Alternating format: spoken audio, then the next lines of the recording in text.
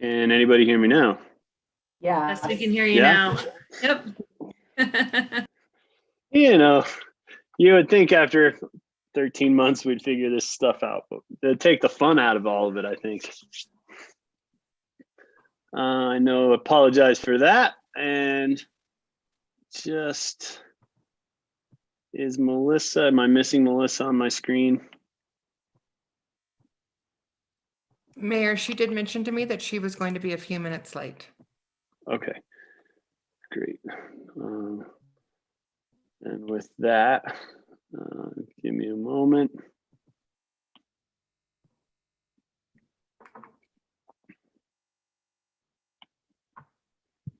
And see, that's a little after 4 o'clock. Again, apologies with my computer issues. Thanks for giving me a minute. And I would like to call to order the regular meeting of the Frisco Town Council. Can I have the roll call, please? Certainly. Mortensen, Here. Aronson. Andrew, you're muted. Aronson. I'm here. Here. Thank you. Burley. Here. Fallon. Here. Thank you.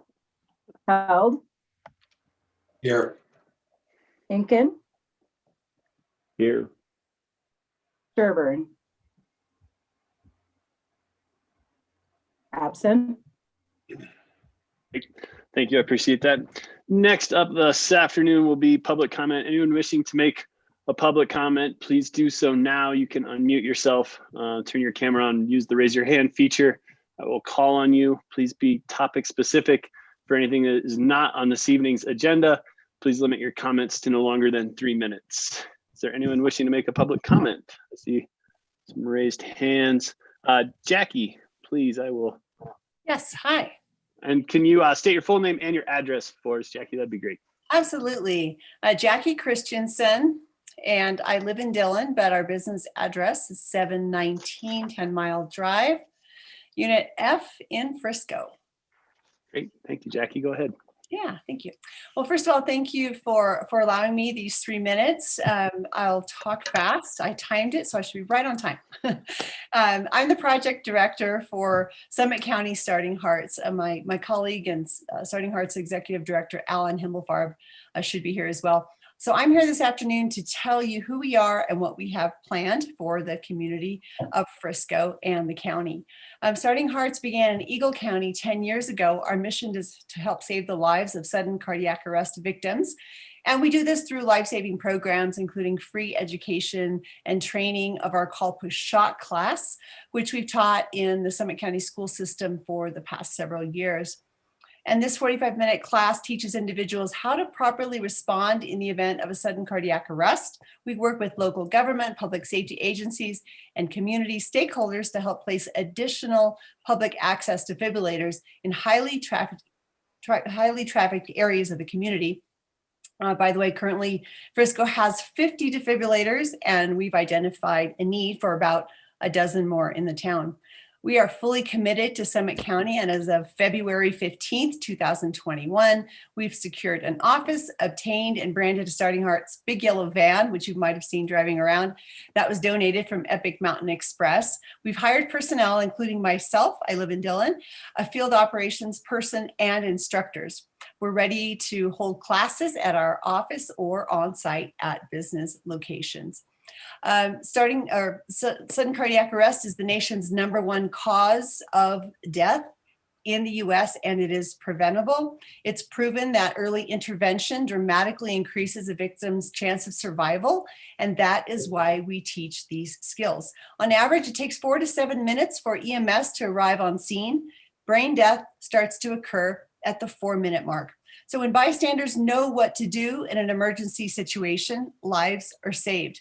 The national survivor rate of sudden cardiac arrest is just 8.5%. In Eagle County, it's reached 30%.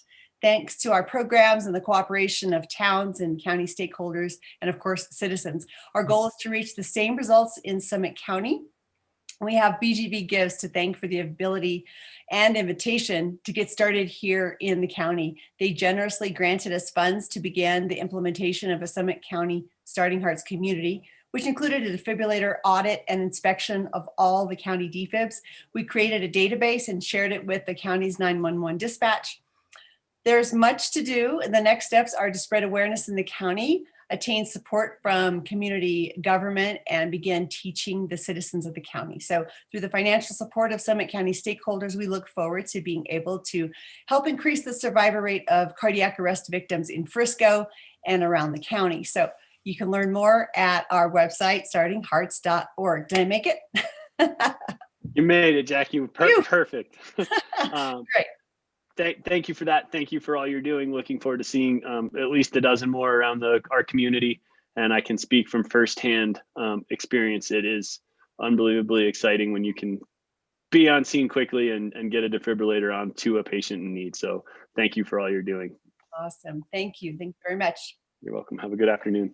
Okay. Next, I see, apologies for the pronunciation, Coley Tompkins, hand raised. Yes, that's me. There you are. Welcome. If you can state your full name and your address, and then the floor is yours. Thank you. So my name's Coley Tompkins. I live at 200 Granite Street in Frisco. I'm calling in on behalf of the Summit Youth Baseball Board and the Summit High School baseball team. And my call is related to the plans for the Frisco Peninsula area and specifically how that relates to the existing diamond there. We were made aware about 2 weeks ago that the current plans for the Peninsula area are to remove the diamond field and put in an open space green area. I just want to stress to you guys the importance of that field and how that relates to youth baseball in our area.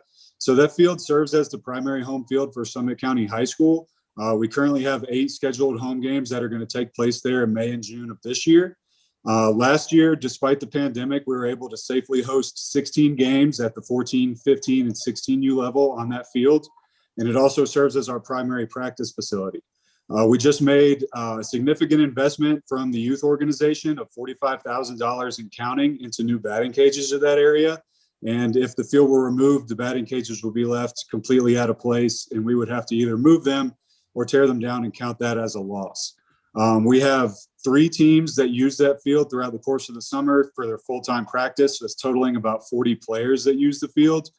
And I noticed in the plans that a lack of use was cited for the diamond specifically. That may have been the case in years past, but there really has been a renewed interest in baseball. We've got myself as a coach with the high school and the youth program, as well as several other coaches that have committed a lot of time to the programs.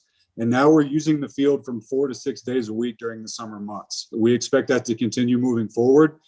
Personally speaking, part of the reason why I continue to live and work in Summit County is my ability to be involved in youth baseball, something that I have done my entire life and I'm passionate about. And if that were to be taken away, or, you know, if the ability to have effective practices and develop our program were to be lessened by the removal of the field, it would be increasingly likely that myself and fellow coaches could leave the area. And it would leave a lot of kids really disappointed and without a field to play on. There is a field in Breckenridge that is full-size dimensions, but it is currently a conflict of use with the softball leagues in the area, as well as not having a 60-foot, 6-inch regulation pitching mound that the Frisco field currently has. So we just wanted to bring this to your attention that we are now made aware that the field is being planned to be removed. We're extremely concerned and disappointed to hear this, and we're more than willing to work with the town and with the developers to try and find a way to continue to facilitate baseball at this location. Really, all we need is the backstop and the dirt infield. We can do a portable fence. We can remove fencing down the sidelines if you're looking to open up the space a little more. But we want to try to have a conversation about this without just letting it take place, because without this field, our progress would be significantly inhibited, and we'd have a lot of disappointed kids who would no longer have a field to practice on throughout the summer. Great. Thank you. Thank you, Colleen. I hope, just so we can continue this conversation moving forward, there's been no complete plans implemented yet to that direction. And I hope you can go onto our website and sign up so you do get council packets. So when we do discuss it in the future, you and the team and the organization will know when that's on the agenda to help you guys engage with us. So I appreciate your comments this afternoon. Thank you. All right. Thank you very much. Anyone else wishing to make public comment? Give me a moment. Scroll through, unless Deborah, you're seeing other folks. Seeing none, I will close public comment and on to mayor and council comments. Council. Yeah, Mr. Mayor, I'd like to propose an amendment to the agenda tonight. Yeah, we can do that. Told to do it in one place and not the other. Nancy, what? Yes, Mayor, Yep. Mayor and council, I would like to let you know that that we have a potential candidate that we could interview today for the interim manager position. And if you're interested in that, we can, I would suggest that you make a motion to amend. And I'd like to turn over to our town attorney to explain why and how that is appropriate under Cora, essentially. Yes, thank you. Mr. Mayor, and council, as I think you all know, the Open Meetings Act requires that meetings be posted, written notice of meetings be posted not less than 24 hours in advance of the meeting. That posting does require specific agenda information, and I'm quoting, when possible. So the statute recognizes that from time to time, matters arise within 24 hours of a meeting and do allow you to amend the agenda and address those matters in spite of the fact that they may not have been known 24 hours earlier. And so I was made aware of this afternoon, that there's a candidate who's available potentially and is available for an interview today. So if you want to entertain that, you would need to make a motion. Somebody would on council to amend the agenda to include that language. I can read it for you if you'd like. So you can just make a motion to include in the interview with the potential interim candidate. Also, you don't need to amend the agenda, but we will be tabling the SMART discussion. Thank you, Nancy and Thad, for that. And Jesse, are you proposing to make that motion? No. We'll make that motion, but I do not have the language. So Thad, if you. It would just be a motion to amend the agenda to add a new item, I'm sorry, item number 6, 4. or new item 5 immediately before the executive session to conduct an interview of a interim town manager candidate. And I think we can use the name. I So don't think moved. there's any secret here. Mr. Jeff Durbin. Great. Thank you. So a motion's been made by Mayor Pro Tem Burley to amend the agenda this afternoon to add an agenda item number 5 for the interview of Jeff Durbin for the interim town manager position. Is there a second? Second. And And for the seconded record, by- I'm here. Yes, thank you. I see that. Seconded by Councilmember Sherburne, who has also joined us and missed the original roll call. Any further discussion? Can you call the question, please? Thank you. Aronson, No. Burley, Yes. Fallon. Yes. I'm sorry, Councilmember Fallon, I had a hard time hearing you. Yes. Thank you. Held.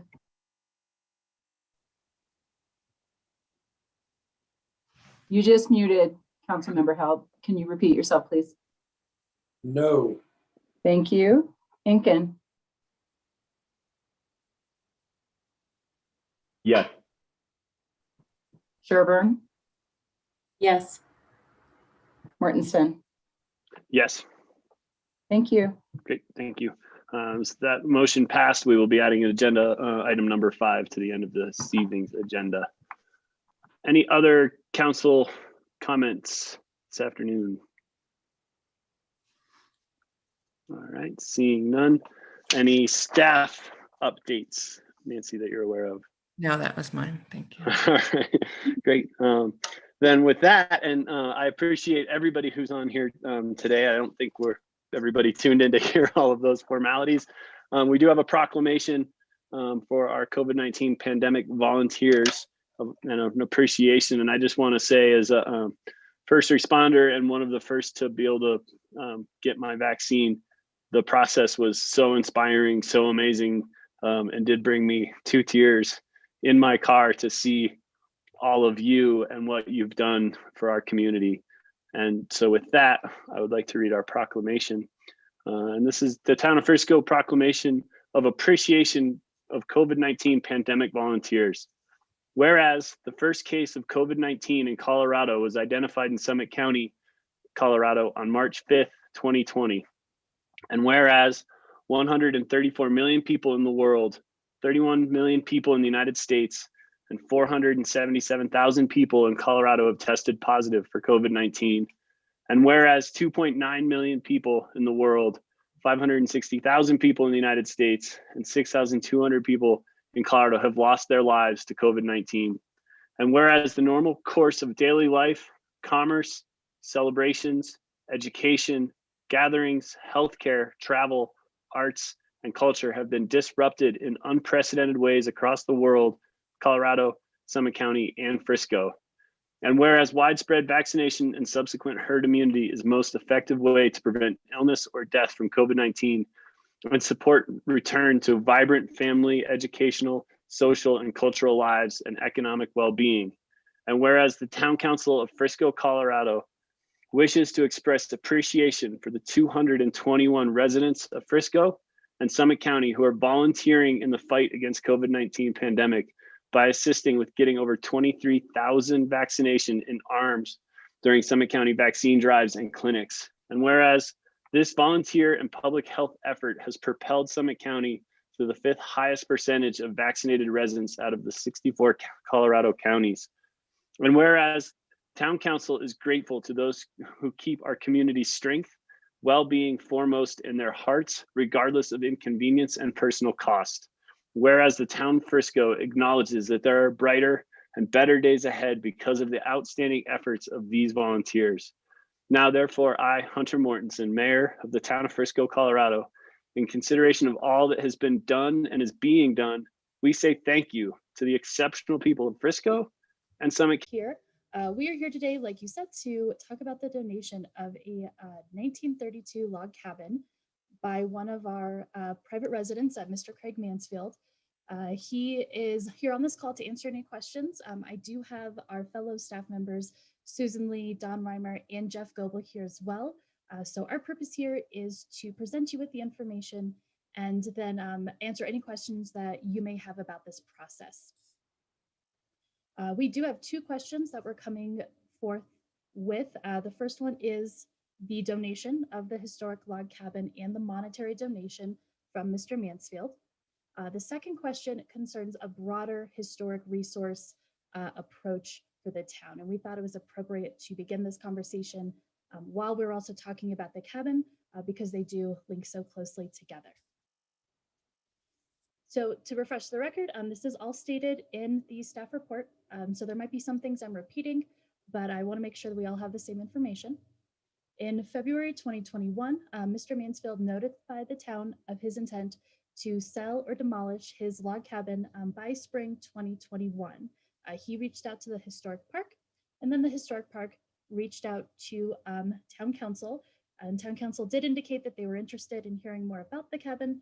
So museum staff started doing research and then working with our fellow departments to create this report. In March 2021, Mr. Mansfield did appear before town council during public comment, notified the town of his desire to donate the cabin, along with a monetary donation of $5,000 to go towards the moving costs for the cabin. So the best part about historic preservation is we get to talk about the history of Frisco. And since that's my entire job, this is going to be the highlight of my week. So the cabin we're talking about today is located within Bill's Ranch, within that Bill's Ranch neighborhood. And that particular neighborhood has this really strong connection to Frisco's history because it is, to be blunt, the savior of Frisco. So back in 1887, the Thomas family moved here to Frisco from Georgetown. They purchased the hotel on Main Street, and they quickly became a centerpiece for Frisco's population. They knew them, everybody knew everybody. And Jane Thomas was notorious for her breaking up of bar fights and this really vibrant, energetic woman that ran this hotel. Her husband, John, died pretty early on. So it was mostly Jane and her sons, Walter and Bill, and her daughter, Nellie, that were running this hotel. Now, in 1910, Jane Thomas acquired 145 acres just south of Frisco through the Homestead Act. And this is where they set up their dairy ranch. Now, if we're remembering our Frisco history, we know that there was this really strong silver mining industry. But by the end of the 19-teens into the 1920s, that silver mining was largely fading into the background. We've had electricity turned off. We even had lawsuits concerning railroads and making sure that we still had railroads coming to this area. So by the time we hit 1930, we have a population crisis. The 1930 census listed only 18 people living within the town of Frisco boundaries. So that created a big problem for the Thomas family. They had all this dairy milk, they had this dairy ranch, but they had no market. They had no way of getting this product to a better space to sell it. So they sat down and they brainstormed and they came up with a kind of a crazy idea. So Bill and Walter wrote the Mr. Mann letter. Now the Mr. Mann letter is the 1930s equivalent of cold calling somebody. They drafted this letter, they put together a list of 100 socialites living in Denver, and they said, hey, we have a ton of land. Why don't you come up here? We'll give you an acre if you build a cabin, and this can be your summer cabin. This is where you go to vacation. And it worked. A Denver congregation with Reverend Dexheimer found the letter and said, this sounds like a great idea. And they came up here to Frisco and they put together the first 5 cabins. Now, if you've been to Bill's Ranch recently, you'll notice that there are some historic cabins dotting the landscape. This particular map shows you where some of those original cabins were. I find maps to be really useful when I'm trying to understand how things are in relation to each other, especially physical resources like a cabin. So you'll be able to see here, this is the Mansfield cabin down here in this bottom area. Right here, this is where the Thomas homestead would have been. This is where that Bill's Ranch house would have sat. These little homes out here were all of the summer cabins. Now, the first 5 are scattered amongst them, and we know from our historic research that there were a ton more cabins throughout the years because Nellie Thomas made it her mission to keep that summer cabin community going. She reached out to people constantly. She was selling lots. She was helping people build. She was really instrumental in creating the community that exists there today. I wanted to show you this particular map. One, because it is one of the few maps of Bill's Ranch that we have from that mid-century period, but it also shows you how much work was put into developing that Bill's Ranch community. And you can see here, this little red circle, this is where that Mansfield cabin sits today. And you can see even, 1964, this was starting to become a very developed area that still held on to this really eclectic roots. This is a zoomed in portion of that map. And I wanted to show you this for a couple of reasons. So you'll be able to see the cabin right here. Now, the part that we're talking about today, this is the historic piece. So this is that L shape that we see right here. There is an attachment, this back portion here that's more modern. That is not part of the donation. The donation is just this little L shape. But part of the reason why this map is so interesting is because it shows the relation of this cabin to the other historic buildings that were in this area. So we know from our historic research and from all of the letters that Nellie wrote that this particular space was where the outbuildings were. This is where the ice house was. This is where the dairy barn was. This is where a lot of the activities of the ranch happened. So that picture that you see up there in the corner, that is the Schaefer cabin. So that is one of those outbuildings. It has been preserved by the family that owns it, as have some of the other outbuildings throughout Bill's Ranch, just partially because of their connection to the history and partially because of their aesthetic value and that harkening back to this other time. Now, this particular map also shows one of the reasons why we believe that this cabin was built by Bill Thomas. So within the Frisco Historic Park and Museum archives, we have a letter from a former Bill's Ranch resident. And he talks about his childhood in Bill's Ranch and talking about watching Bill Thomas milk his cows, putting ice in his ice storage, and working on the cabins that he had for rent. Now, this particular cabin is very interesting because we don't see any ownership documentation until a little later. Its construction date is 1932, but we don't see activity as far as ownership until 1941. So we believe that this cabin was one of the cabins that Bill Thomas had for rent on his property. As far as we can tell, this cabin has not been researched before. We were not able to find any written records. So everything we did for this report is fresh. This is all new research, and it's not very often that we get to do research like this. So this was very exciting for our team. So we wanted to show you the interior of the cabin, partially because we also want to talk about the construction and how we know that it's a 1930s cabin built by Bill Thomas. So you can see the living room on one side and we have the kitchen on the other side. You'll see these raw, unpeeled logs vertically going up. We also see the thick pieces of chinking on the kitchen side. And on the other side, we see the pieces of wood that have been hewn down to fit between the logs. The part that really stood out to me was the exterior of the cabin. So this is the Mansfield cabin. You can see we have horizontal logs going all the way up to the roof line. And then we also have vertical logs acting as corner posts. You can see the same style of architecture in Bill's Ranch House. I'm sure you've been to Bill's Ranch House is here in the historic park. You're always more than welcome to come by and see it. But you can see the same type of architecture, the same type of vertical logs, the same type of vertical post for the corner, and even the same kind of window shape, the same space and the same feeling. So we felt pretty confident in saying that this was a 1930s cabin built by Bill Thomas, and it was likely used for rentals or for some other entertainment. We also wanted to show you some of the similarities between this cabin and the other 1930s cabins in the Bill's Ranch Park. So one of the character features that we look for is we look for those unpeeled logs. And so those unpeeled logs are just raw logs. They haven't been stripped down. They have all of their bark.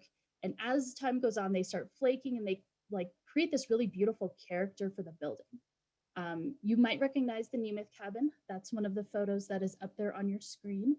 And while this design is a little different, you can still see that same unpeeled logs, that same vertical column on the corner, and the same very similar roof lines. Now, one of the unique things about this Mansfield cabin is when the attachment was made on the back, that more modern piece, the outside exterior wall was untouched. So they did not change it, they did not alter it. So we're actually able to see in the picture you see there on your screen exactly what that exterior wall looked like 30, 40 years ago. So we dived a little bit into ownership, and I wanted to give you kind of a timeline of the cabin to help you understand a little bit more of why we think this cabin is historically significant. So like I mentioned earlier, we were able to trace cabin ownership back to 1941 to an agreement between Bill Thomas and Mike Hatzis. We believe the agreement was for maybe rent or for use of the cabin with intent to own. What was very interesting was that Mike Hatzis was a founding member of the Pleasant View District just outside of Golden, Colorado. So this is one of the great pieces about historic preservation is we have an opportunity to tell stories that we normally never would get to tell. So Mike Hatzis was a member of veteran organizations. Him and his wife were a member of social organizations, and they were really instrumental in creating this Pleasant View District to the point where they actually donated land for a community center, and the community center is named after them, Hatzis Hall. They also established a restaurant called the Columbine Cafe just outside of the Coors factory.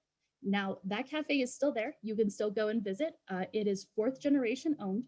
I was able to speak to the current owner, and he was just beyond thrilled that we had discovered this cabin, that we found the connection to his family, and that we were doing some of this research. He thought it was just the best thing ever. More modern ownership, Mike Hatzis maintained ownership for quite a long time. until the late 1970s when he passed. I'm sure some of you know Stephen Novotny. He purchased the lot from the estate in 1979, and he restored the cabin, bringing some of those modern amenities into the cabin that weren't there before, like electricity. Now, Robert and Susan Kay purchased the lot 2 years later, and then the current owner, Mr. Mansfield, purchased in 1982. So it has had a few owners, but it is very unique and special that we know all of the owners and we know something about all of the owners. So our working conclusion from our research is that Bill Thomas rented or informally sold the cabin on lot 153 to the Hatzes in 1941. Prior to 1941, it is likely the cabin was used as a summer rental, temporary living quarters, or maybe even a home for a member of the Thomas family.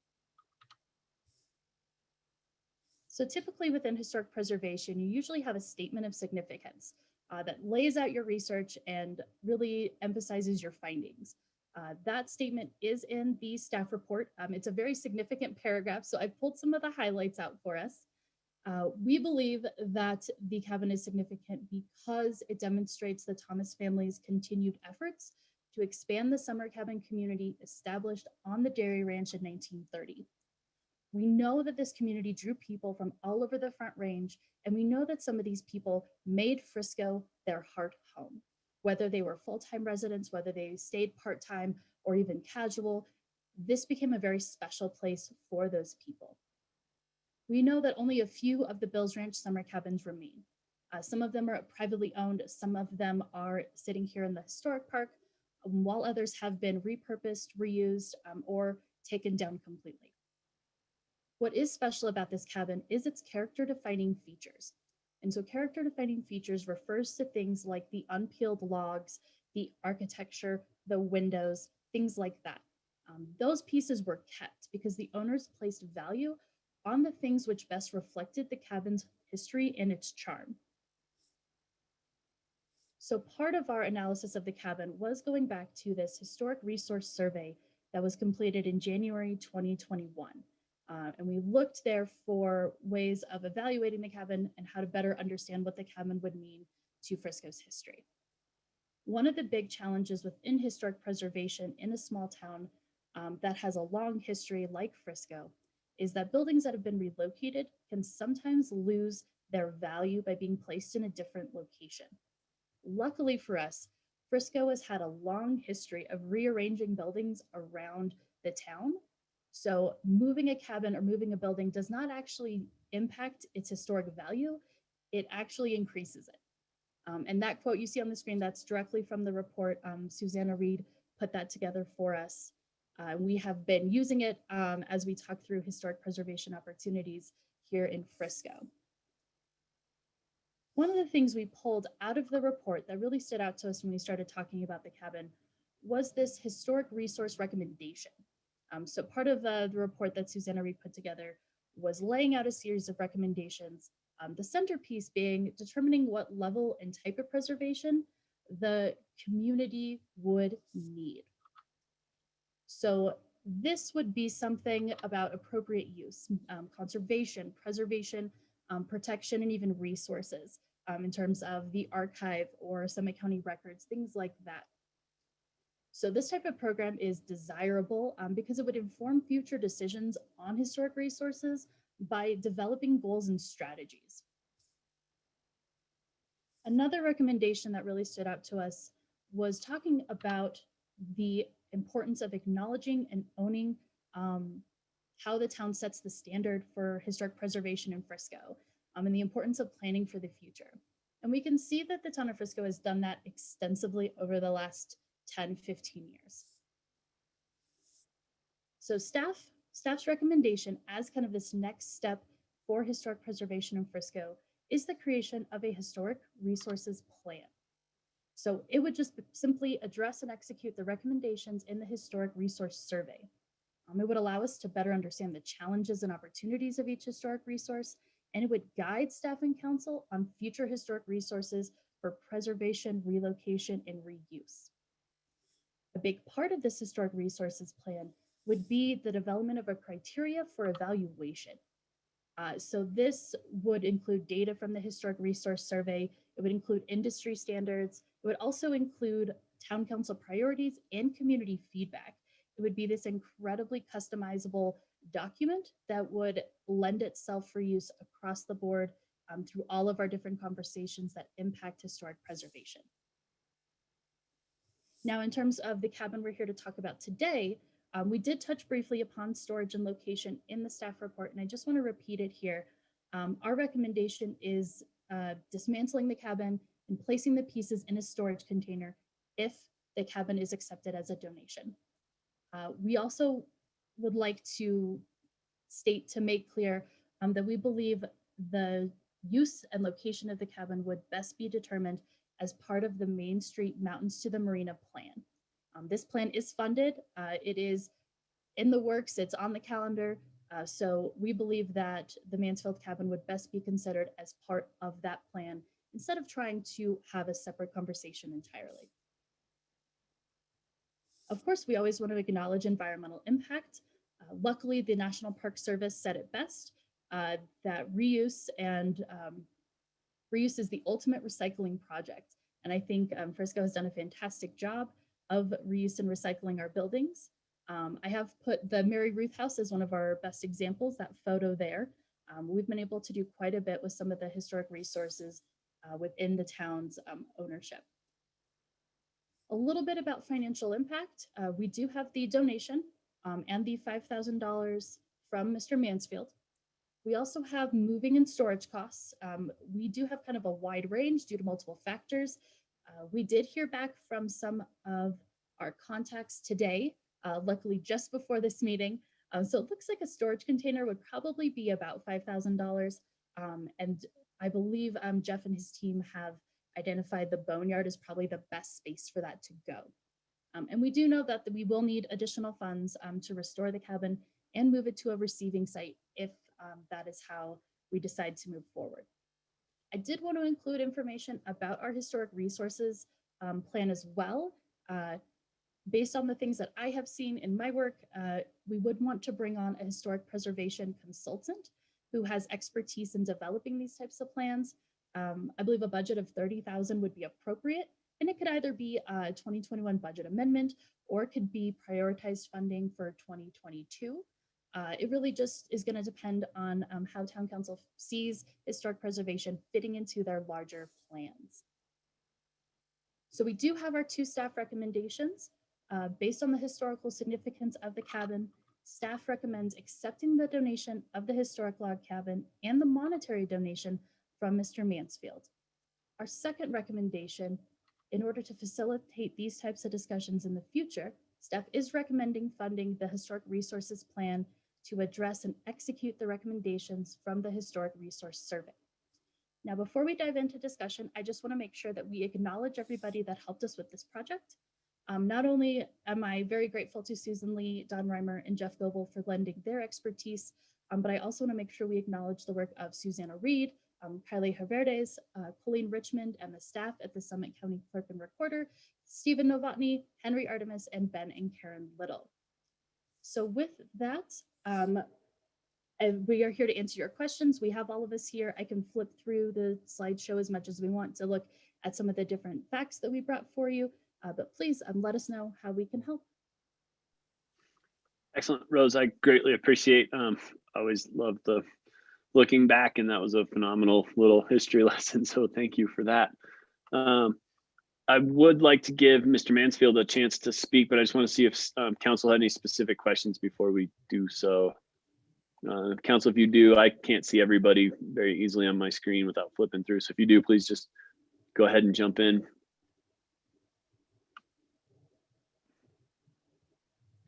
No questions for Rose specifically. Mr. Mansfield, welcome. I see your. Oh, sorry, Mr. Mayor, I do have a question. Rose, you amended your not your recommendation, your financial estimate on the storage. Is that an annual cost or a monthly cost for that storage container? Jeff, if you wouldn't mind chiming in here, I want to make sure. I believe it's just a flat cost, but Jeff, if you wouldn't mind.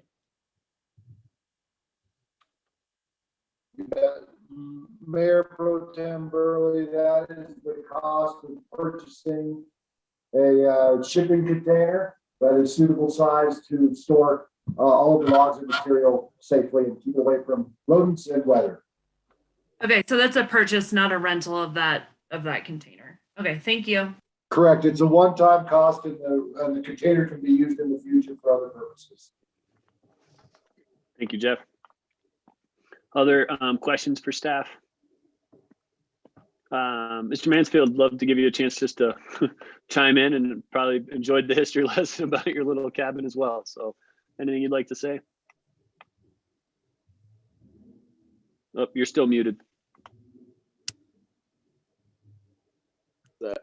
There. Oh. There's a little bit of a delay. We had you for a second. There you go. Yeah, thank you so much for the time. Because of the history of the cabin, I'm doing something else with that lot. I don't want to see those logs dragged off to a dump. It would break my heart. That's why I want to make the donation to help in preserving those rooms. The history I had seen at one of the days in Frisco days, they did it on the side of the rocks up there with a laser show. Phenomenal show about, getting down to 15, 18 people as the gold and silver and everything came in. That cabin sits within, 80 yards of that railroad there where it came in and went out. Now it's the bike path and stuff. I really hate to remove it, but I have other plans, and at my age, I need things like water and all that stuff just to make it more accessible for myself and my family. So please, I'm not begging. Yes, I am.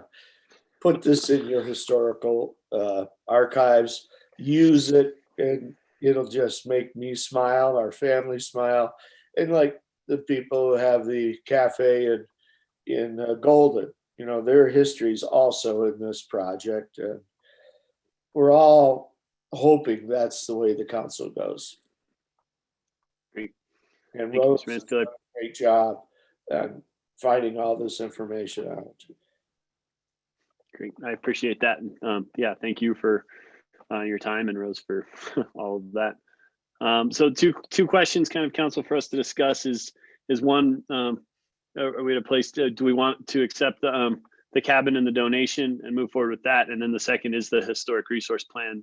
So let's talk about the cabin first, and then we'll go to the plan afterwards.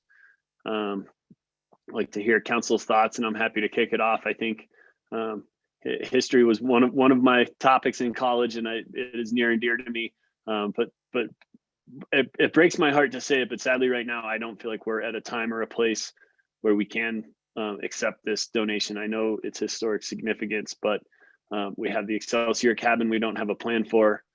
We have, unfortunately, lots of budgetary pressure in a lot of places, and right now I just think, as much as I'd like to have it and have it as a part of our historic culture and our portfolio there at the historic park, I just don't see the timing is right, unfortunately. So I would lean towards sadly declining the offer at this point, but I'd like to hear from other council members.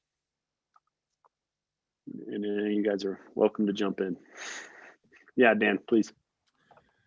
Well, Hunter, and thank you, Rose. Those trips through time are always so amazing. Thank you so much for the depth and sensitivity of that research. And, I'll be honest, I'm typically one who is very sensitive to historic spends, because, I've maintained for a long time that we have a tendency in Frisco that's more towards hoarding and less of a real design in terms of accrual of these historic artifacts. And sometimes you got to let something go. And at first, that was my initial reaction. But as I got vested into the reading and the history and I look at the cost, I think and strange to find myself at the different end of at odds with the mayor on this one, because I really see value in this. I see the lineage is very clear. I think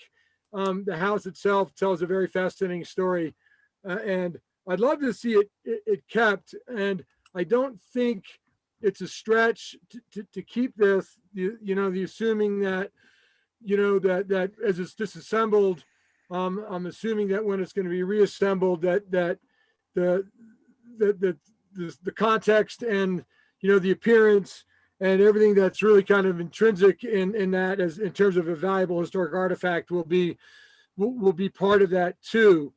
But I would definitely support hanging on to this. I've got some ideas about this, but I wouldn't want to lose this in advance of the historic resources plan, which I think will give us some guidance there. This is, to me, so similar to where we are on the housing side, where we have opportunities with these kind of dispersed opportunities to kind of accrue things that might be valuable in a portfolio, but failing to have a plan, it seems like it's hard to have a contextual conversation about it. So I have high hopes that the plan will deliver spot, not just for this, but for the Excelsior House. And I certainly have some ideas in that regard. And I don't want to lose this opportunity. So I would support keeping it as long as the disassembly, the storage, and the reassembly would deliver, again, placed in the correct context, the exact thing that we're taking down. Thanks, Dan. Appreciate that. Others? How are we feeling about the cabin? And I don't disagree with anything Dan said. Just having trouble right now. Andy, Held, go for it. Thank you, Mr. Mayor. Thank you, Rose and Mr. Mansfield. I know people who know history in this town feel that it's important for these buildings to stay where they're at, but we all know and understand that that's not going to happen, right? Progress is progress, and that's how things go. We don't have much of this available to us in the future, and where we've got, say, what would be proposed at Foots Rest with the little historic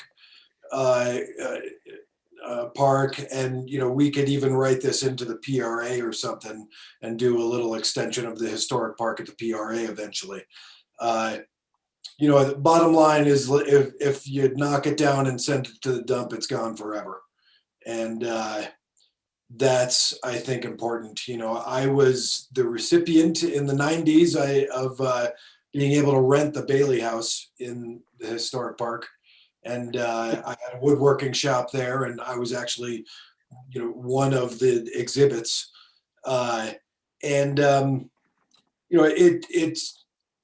It's done the town well. It's a great spot. The kids all love it. It's important for our history. We're going to have to identify where we're going to want to go with these buildings and not have them just sit in the boneyard for the next 20 years, because we know that can happen. So I'm on the side of saving this particular structure. Great. Thanks, Andy. Melissa.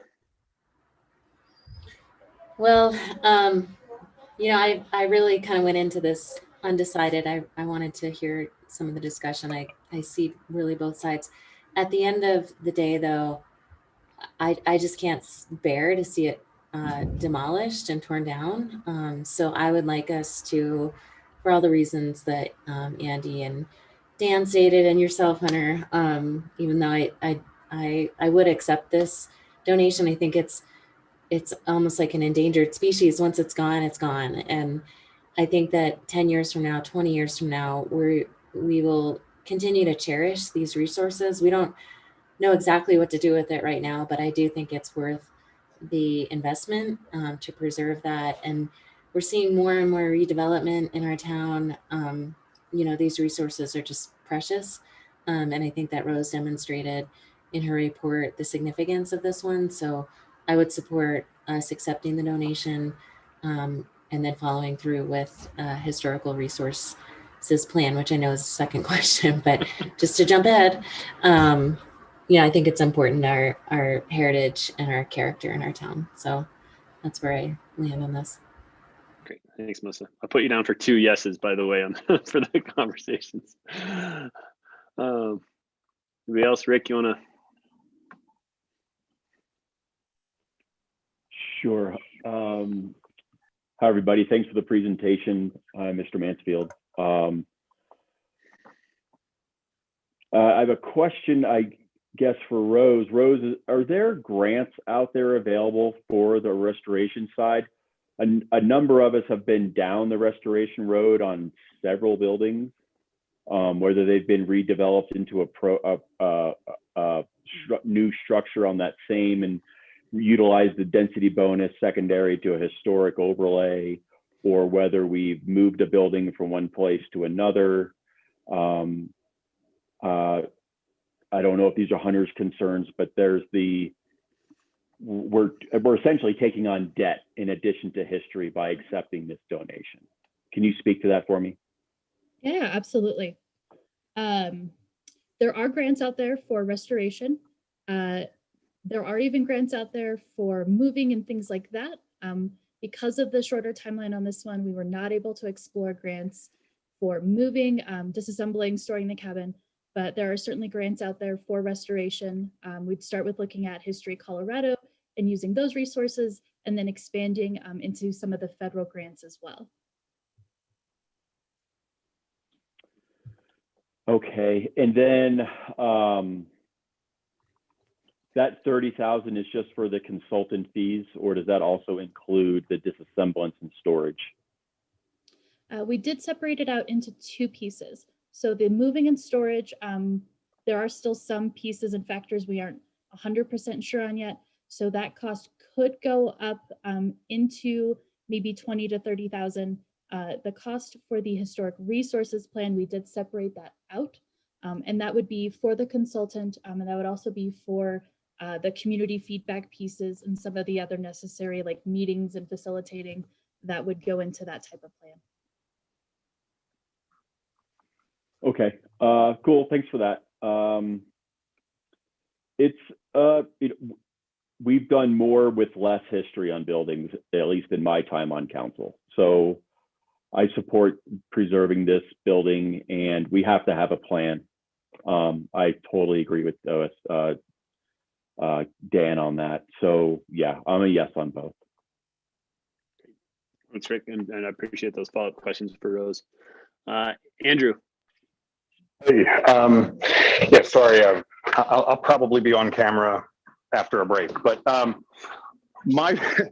kind of not understanding this because the term preserving, and maybe somebody can help illuminate me, would mean preserving. What we're doing is taking it apart log by log and putting it in a box until we're ready to rebuild it, which I view a historic building as a function of architecture, a function of history, but I don't understand how taking, the craftsmanship of this building will be lost because we're just putting a bunch of logs in a box and then we'll put it back together and say those were old logs.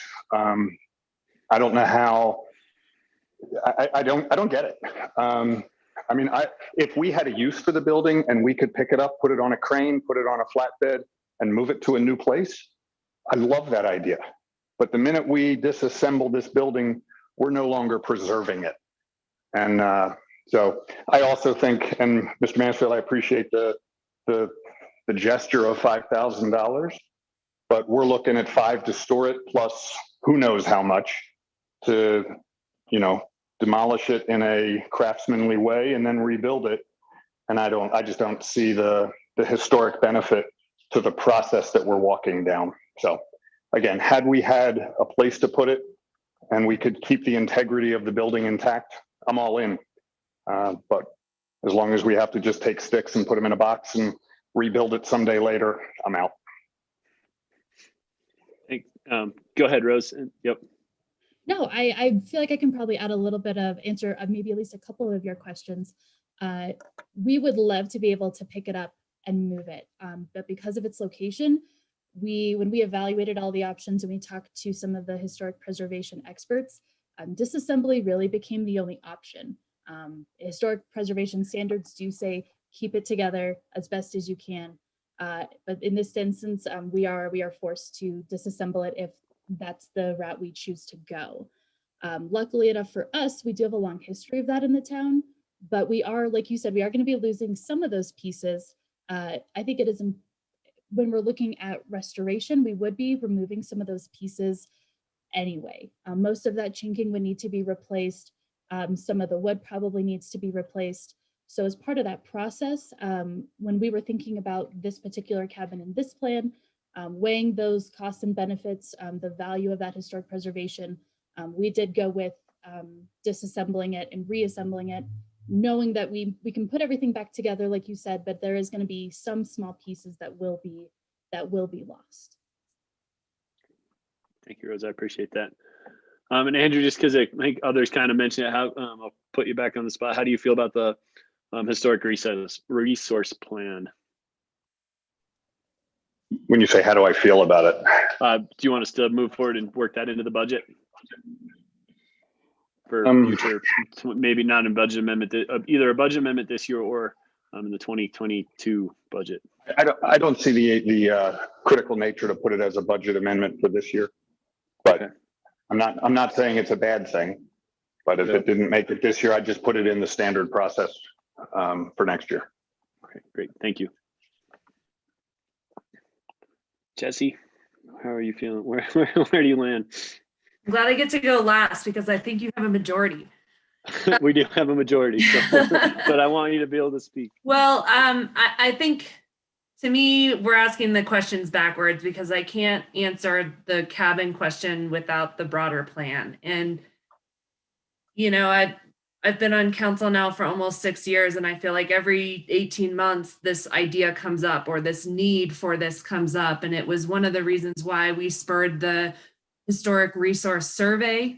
And I think we should act on those recommendations. I agree with Andrew Aronson in that it's not urgent as a budget amendment for 2021, but certainly, you know, that's part of the culture and the character of our town. And so I think it's important that we have a framework for decision making so that when these opportunities do come up, it's a lot easier than kind of going through this little exercise that we're doing today where we're kind of weighing the pros and cons without a broader backdrop. So without the plan in place, I'm not supportive of keeping this. However, it breaks my heart to say that because it is truly, you know, what's kind of connecting us to our past and maintaining this character. But I say that knowing that 4 other people have supported keeping it. So so certainly let's move forward with the resources plan. I think that'll be very helpful in the future.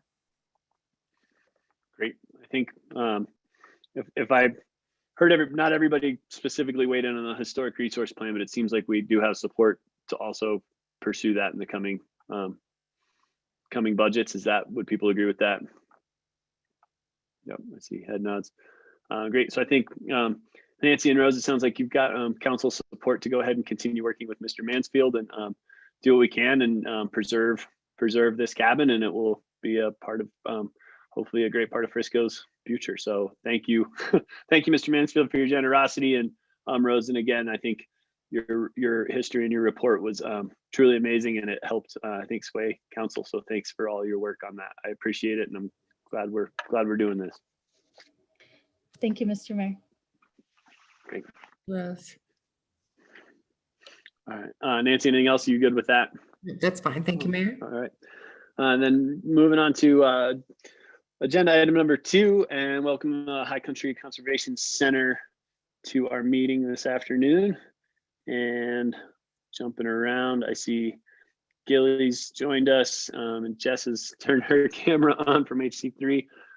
Gilly, are you kicking this off, or Yeah, I just wanted to give you guys a quick introduction to HC3. I know that we're all familiar with High Country Conservation Center, but today they're just going to give you a quick rundown on all of the beneficial programs that they offer to our community. And with that, I'll hand it over to you, Jess. Hi, Council. Hi, Mr. Mayor. Nice to see you all. Welcome, Jess. Let's see. I am now a co-host, so I'm going to share my screen. We just have a little presentation for you. We wanted to give you a recap on what we worked on last year and a preview to some fun and exciting things we've got coming up this year. So, there we are. Okay. So starting with climate action, you've got yours truly wearing the same vest right now.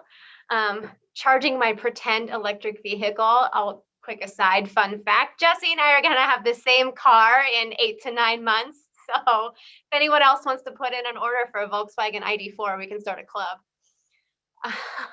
All-wheel drive. So last year for climate action, we offered our Solarize Summit program again. This is our bulk purchase program for solar panels. The more community members that participate, they get bigger discounts. And the town of Frisco and council generously supports residents with additional $1,500 rebates when they participate in the program too. So we had 7 projects within town of Frisco last year out of a goal of 15. Frankly, not bad considering that COVID hit and people were very hesitant to spend money not knowing what was going to happen. We have a goal of 10 projects in Frisco this year, and we've already sold 3. So on our way, very excited. We are continuing to work on a wonky energy program called Commercial Energy Benchmarking. This is just a small pilot program where we are working with stakeholders from across the community to monitor and track their energy use. And this is in buildings larger than 10,000 square feet. We are doing this because it's a strategy in the climate action plan. And research shows that just by paying attention to their building energy use, owners will take action to become more energy efficient when they see their buildings performing worse than other buildings of a similar size. This is actually right now pending legislation at the state level for them to launch their own program that would overlap with ours. So that would be really exciting if it happens. We also started working on a community-wide EV readiness plan last year with stakeholder participation from all of our communities and several key community groups. That plan is finished. You will see me later this summer to talk to you about what's in it, but it has 20 strategies designed to make driving an electric vehicle easier and more convenient in Summit County, as well as strategies to make access to electrified public transit more equitable for people who use our public transit systems. Finally, last year, we were able to squeeze in 2 highly attended public events. It feels like forever ago, but Rob Davies was the very beginning of last year, very well received. And then over the summer, we hosted an online film event that had about 100 participants. We were really happy with that participation. Looking forward, I did skip ahead myself a little bit. So like I said, we're offering Solarize again. Councilman Fallon has signed a contract. We're really excited to have his participation and look forward to seeing the solar panels on his roof soon. That program is going to run through June 30th. As I mentioned, we're going to be bringing back the EV plan in a few months to talk more about it. And then we are also doing our greenhouse gas emissions inventory update this year. When we adopted the climate action plan, we said we would update our inventory every 3 years. So here we are, and we've already started working on that project. Okay, resource-wise, this is our sustainable business program. We work with Frisco businesses to give them sustainability and energy assessments and talk to them about how they can decrease their environmental impact in town. Last year, we exceeded our goal for getting new businesses in the program. We worked with 8 of them. We worked with 4 through improvement projects. Those 4 are now realizing an annual savings of $844 a year. And we installed 472 light bulbs across the community, as you can see. Picture on the screen is from Mountain Dweller Coffee Roasters, one of the new businesses we worked with last year. And they are doing a great job too with their lighting efficiency, and we're really proud to have them in the program. And then Energy Smart Colorado. This is our residential energy efficiency program. We hit all of our goals in this program last year. Homeowners who completed projects, there were 12 of them. You can see they are saving an average of $460 a year, installed over 100 more LED bulbs across the community. So really excited about the continued success of Energy Smart. What are we working on now? Well, we have this really exciting postcard campaign, or this natural gas campaign that we're collaborating on with Xcel Energy. You may or may not have gotten this postcard in your PO box.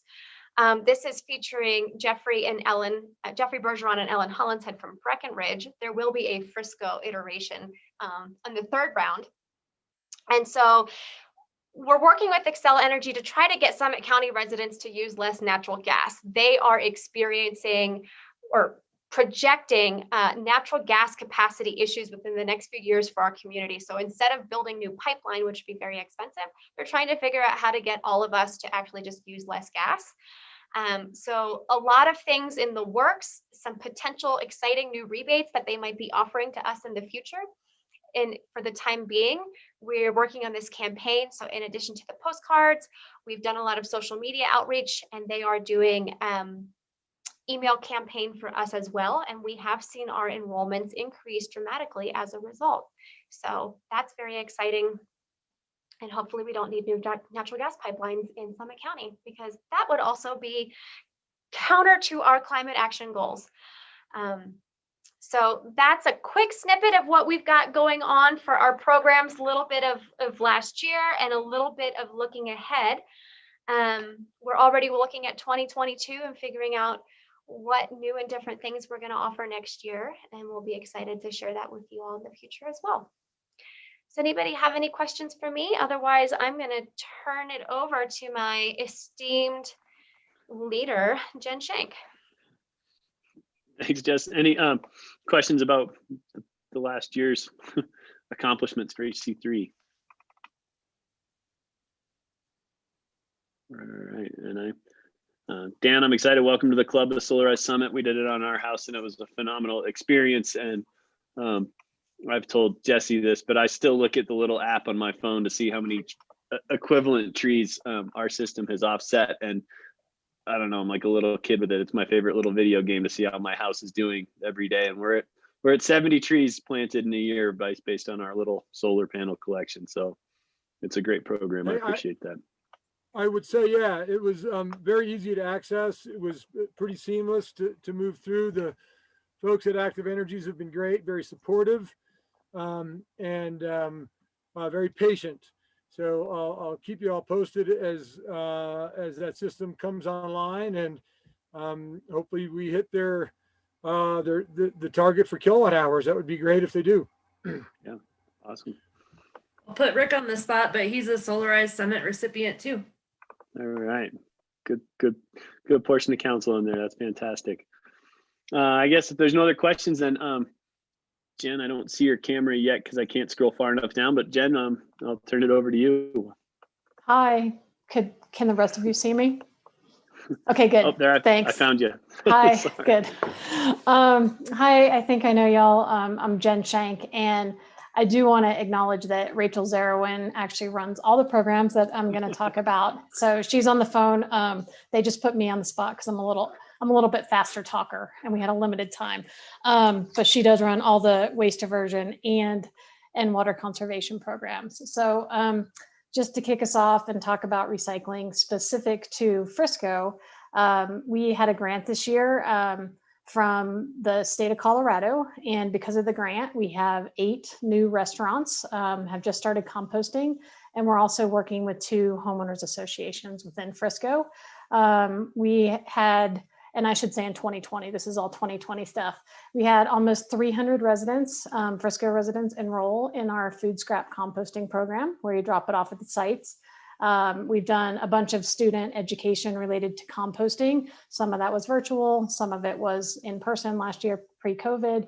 And then with the grant from the town of Frisco, thank you very much, In 2020, you gave us a $5,000 grant, and then same amount here in 2021. And so what we have done with the grant was, for 2020, we produced 2 educational videos related to recycling.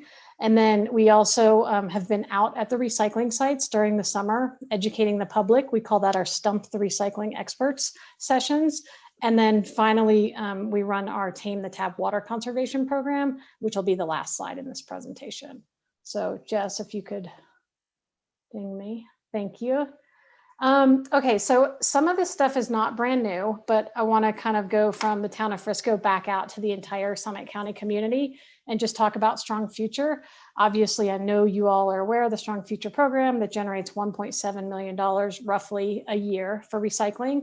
Some of the things that have already happened with the Strong Future program in 2019 and 2020 is we now have that free food scrap drop-off at all 3 recycling centers.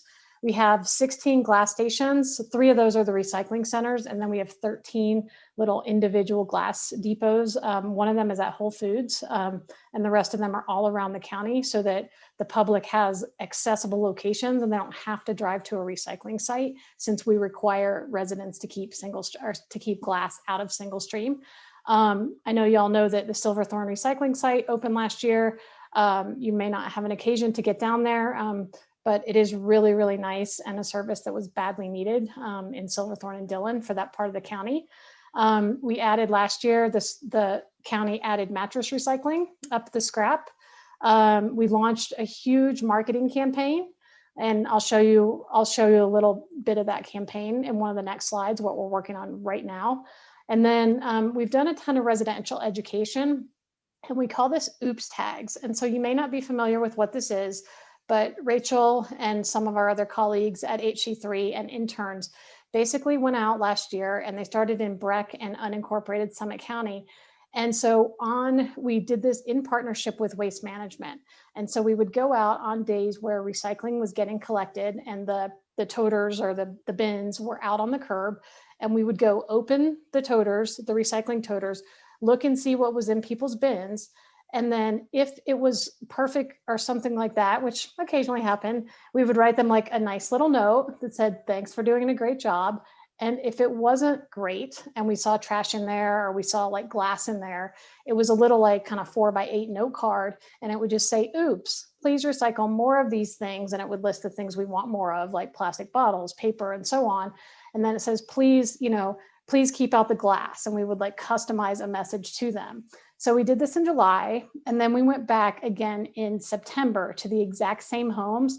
And what we found was that 40% of the homes that we went to actually had improvements in the recycling. So all this is pretty qualitative because we're just looking, we're not like measuring, digging through the recycling, but a really cool program. It's been shown to work in other communities. And I think that we have illustrated that it works here in Summit County.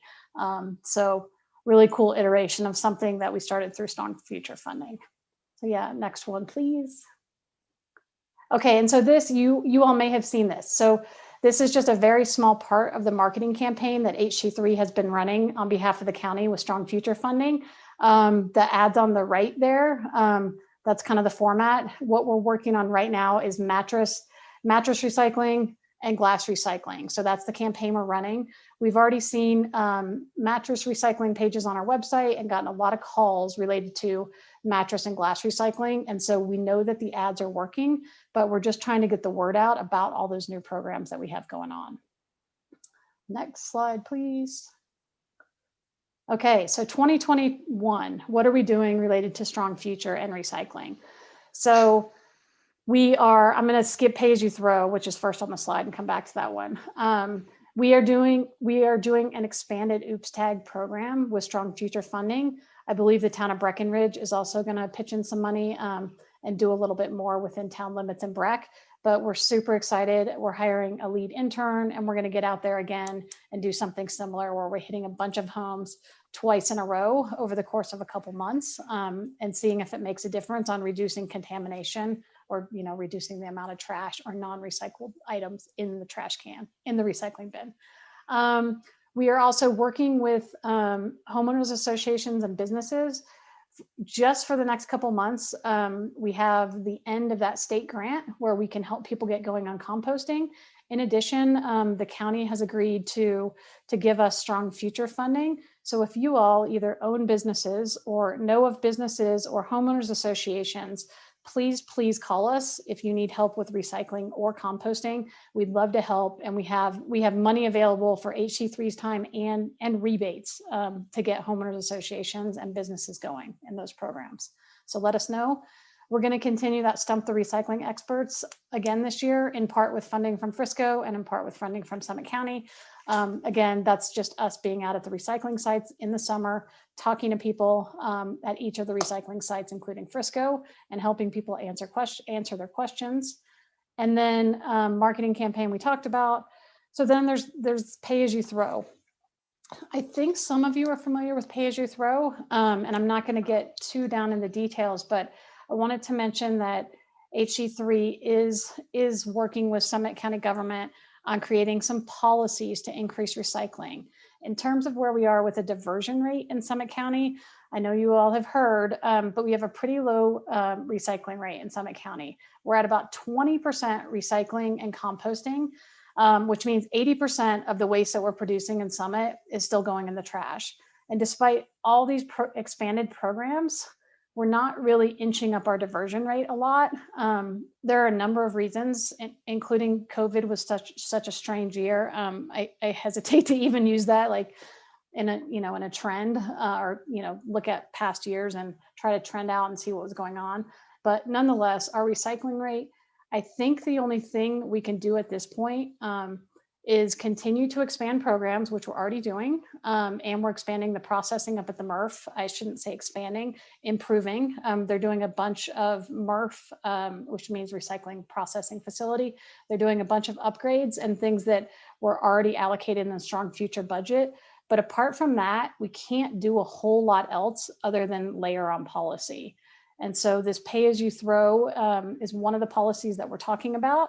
And I am planning on reaching out to some of you in coming weeks. And I think it's going to be on a few meetings coming up, but we would like to get together a stakeholder group in Summit County, hire a waste consultant over the summer, and start to really tackle this issue of layering on policy for residential and commercial that would help increase our recycling rate in Summit County. And so more to come. I know I didn't get into what the policy is because we don't have time. And then last slide, please. And then switching gears, this is our last slide.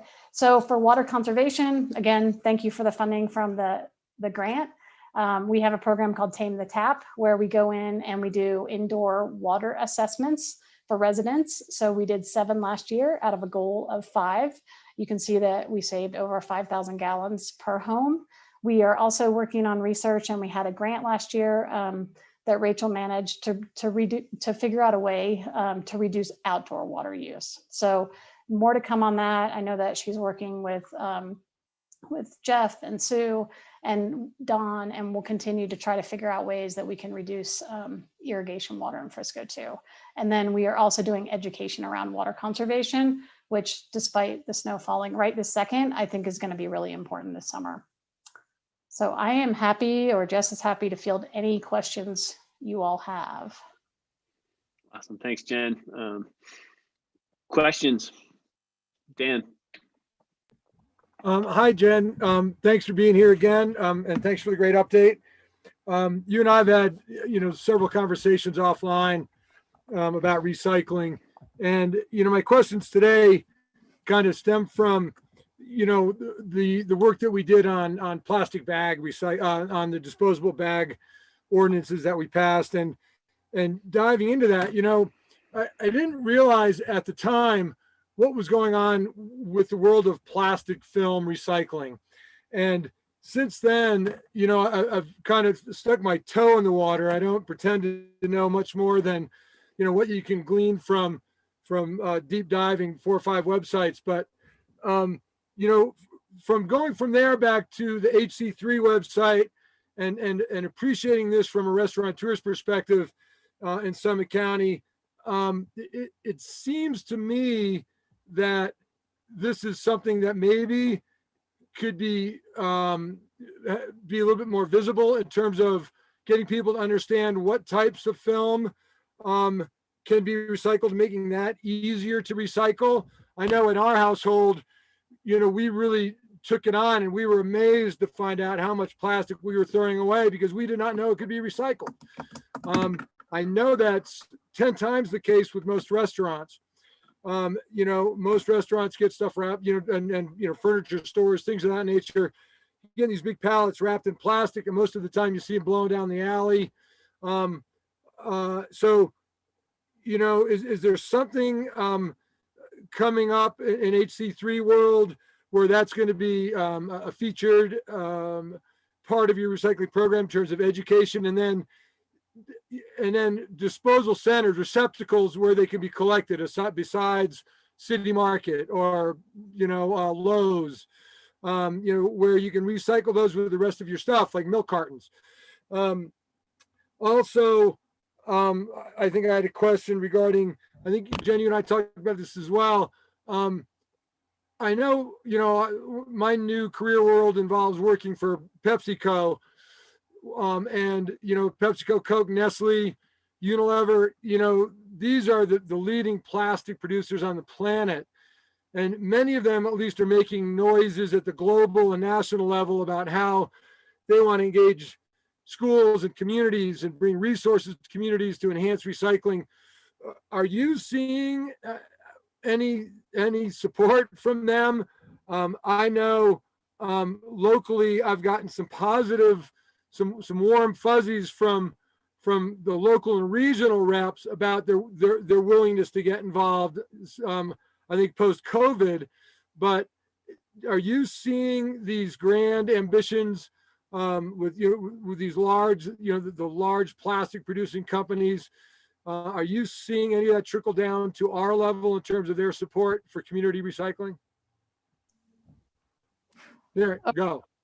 Great. Okay. So I'm going to answer the second question first, since that's fresh in my mind. The bottom line is we are not seeing a lot of support from those big companies. I mean, I know you mentioned the companies you work for. I think Coca-Cola makes headlines a lot with everything they're doing related to water conservation and plastic bottles. We don't see a lot of that support locally. I mean, recycling continues to be a massive challenge for our community, and I don't think we're the only ones. I mean, we have the added challenge of visitors coming in and out. So the bottom line is no. I mean, Dan, I gave you a couple ideas, I think, for your company, because you and I talked, but not a lot of support in terms of plastic bags or film, whatever you want to call it. Same thing. I know it's a huge issue and it keeps coming up again and again. We did a waste composition study back in 2019, and we literally dug through trash and recycling up there for like 6 days. And we actually found, and then you weigh everything. And so we actually pulled out plastic film, and the plastic film actually, I think, weighed like 6% of the trash, or some astounding amount, because plastic bags, it takes a lot of plastic to actually weigh much. And so we know it's an issue. HC3 did do a plastic video last year. The message was a recycling plastic video. It actually got a lot of views and impressions, and it was basically driving people to take reusable bags and or take their plastic bags to the grocery store. I think some of you are on the Rotary. Rachel has been speaking with, they have a new climate action sustainability committee on the Summit County Rotary. And the leader of that, her name is Marcy Woodland. And so Rachel's been talking with Marcy, and they are actively promoting doing some sort of marketing, and I saw it in the paper last week, to get people to take their plastic bags to the existing locations. I think that alone is really going to help. In terms of kind of that more commercial restaurant side, there's not a great opportunity. I don't want to just say like, no, it will never work, but just so you guys understand the complexities of collecting film, it has to be wet, and it has to be dry, and it can't be in the sun. And so they don't have space at our MRF, which is our recycling processing facility up at the scrap. They don't have a place to keep things out of the sun, and to collect the bales, it would probably take them, like the cartons we're collecting.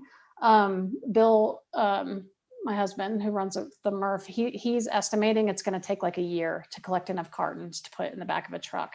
And those can sit outside. So we have some real logistical challenges, but I will say, I think you should keep bringing it up, and we're going to keep bringing it up and trying to find solutions. I don't want to get into it right now, but Rachel and I are actively working on this on the commercial side.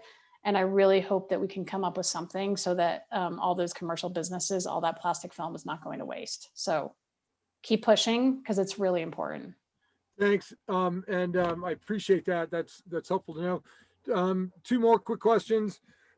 What is the capacity at the MRF? Let's assume we doubled our recycling capacity. Is that, do we have the capacity there to handle as much recycling as we would like to do? And then two, you keep, we're dancing around it, but short-term rentals, have you thought of a way that we can link, or discussed a way that we can link short-term rental licensing to being more effectively involved in the recycling program? Right. So the first question related to the processing capacity up at the scrap, I believe, but I'm not 100% sure, that we have quite a bit of additional capacity if we replace some of the equipment up there, like the baler is extremely old and breaks down all the time. That is going to get replaced, and they are going to reconfigure the facility to make it more efficient. In terms of whether we can double recycling or not, I would definitely need to defer to Aaron Byrne and the scrap to accurately answer that question, but I believe we have a lot of capacity with the upgrades they're going to make with strong future funding. And remind me of your second question. I'm sorry. You're on mute. Really the idea of getting short-term rental licensing more coordinated with the goals of recycling. Yes. So we have a couple of committees and the Zero Waste Task Force that meets to advise Summit County government and the Strong Future budget. And that comes up frequently. It came up the last time we met in the fall.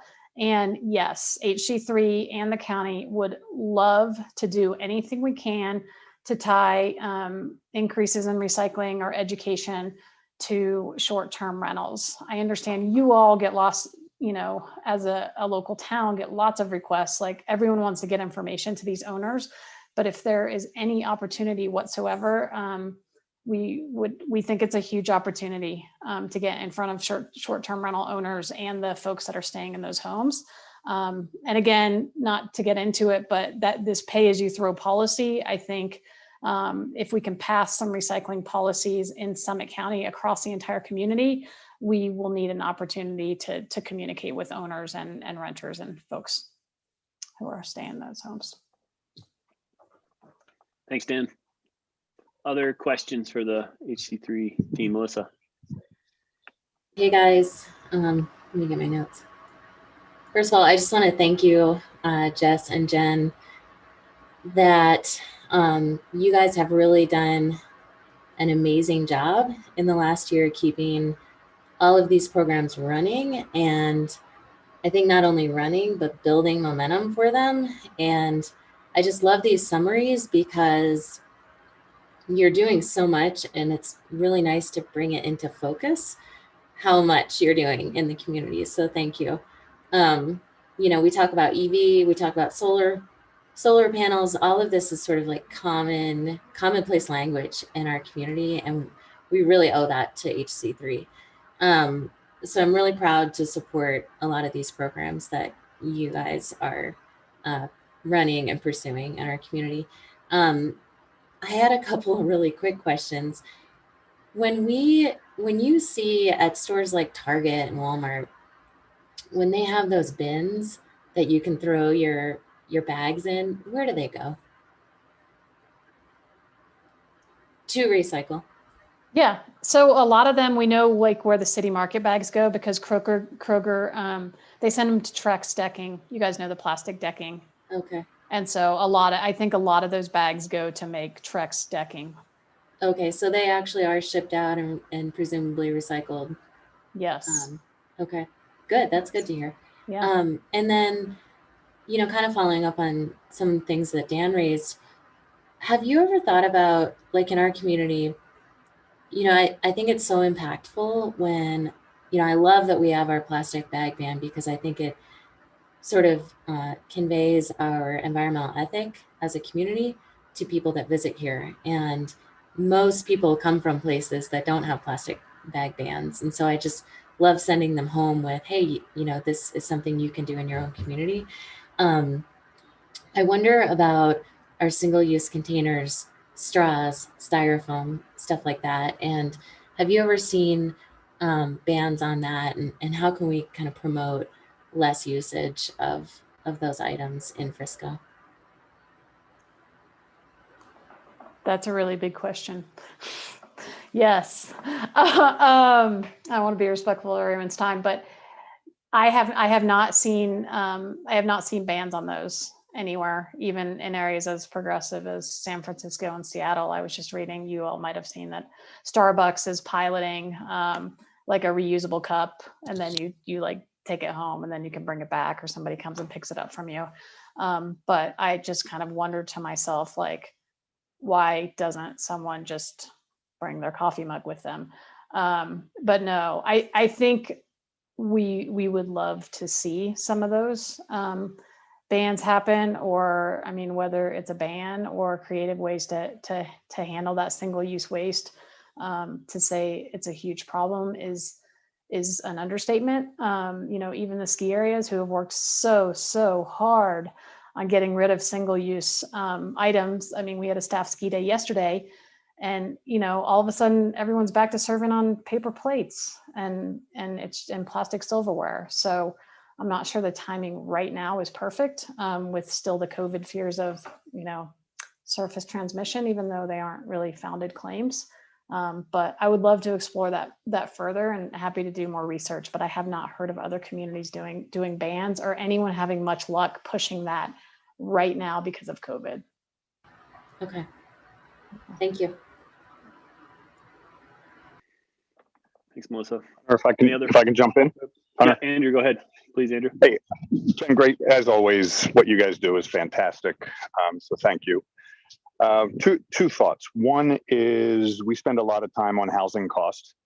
And I was wondering, and I just want to start a conversation that will take a long time, but the possibility of making the home energy assessments mandatory for single family homes whenever there's a home inspection. It's something that it's a conversation that I think should be started, because nothing is better information for any homeowner to know than how efficient or inefficient the thing they're buying is. So if there's ever an opportunity to start that conversation, I'd love to. I'd be remiss if I didn't hit my normal high priority, which is I love that we're putting in EV stations, but those are amenities for our guests. I still would love to see some form of program for you and for Jesse to EV ready your house for your new Volkswagens, or anybody else that wants a Tesla or anything else. But that's a big hurdle for a lot of people to get over, is getting the, whatever it is, the 220 service into their garage when it wasn't built that way.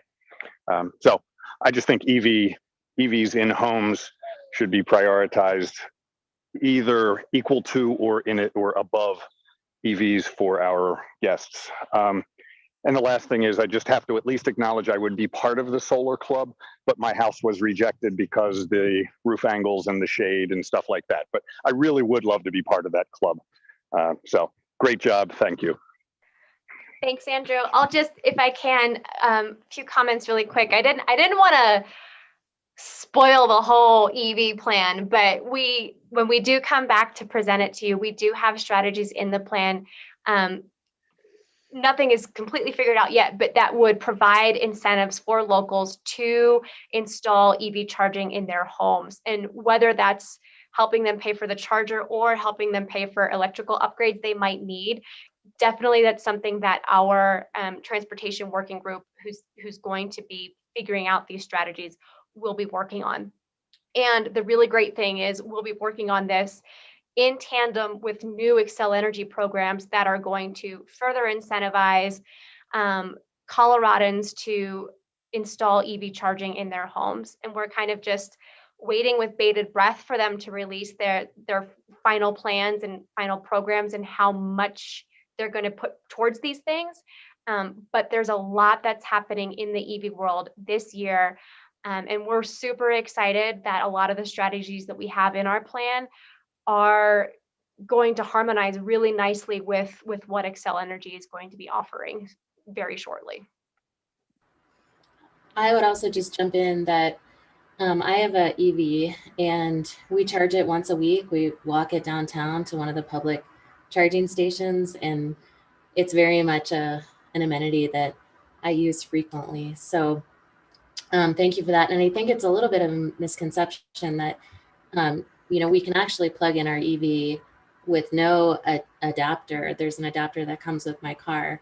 It just takes a lot longer. And so I think that is, I didn't know that until I actually owned one. So, but I love all the work that Jess is doing on that front, and I want to see more of it. So keep it up. Thanks, Melissa. Anybody else? Questions, concerns, thoughts? We got the crew here. We've got their attention. Go for it, Andy. Thank you, Mr. Mayor, and Jan and Jess and Rachel and Gilly and everybody. It's all good stuff. My house is prime probably for the solar program. We should talk about that. I think what Andy was saying about on the early side to incorporate energy audits, I think is brilliant. That's the way we need to work. 20% of us are recycling only, blows my mind. What are we doing? I mean, what are we missing? What do we need to do to boost that up, right?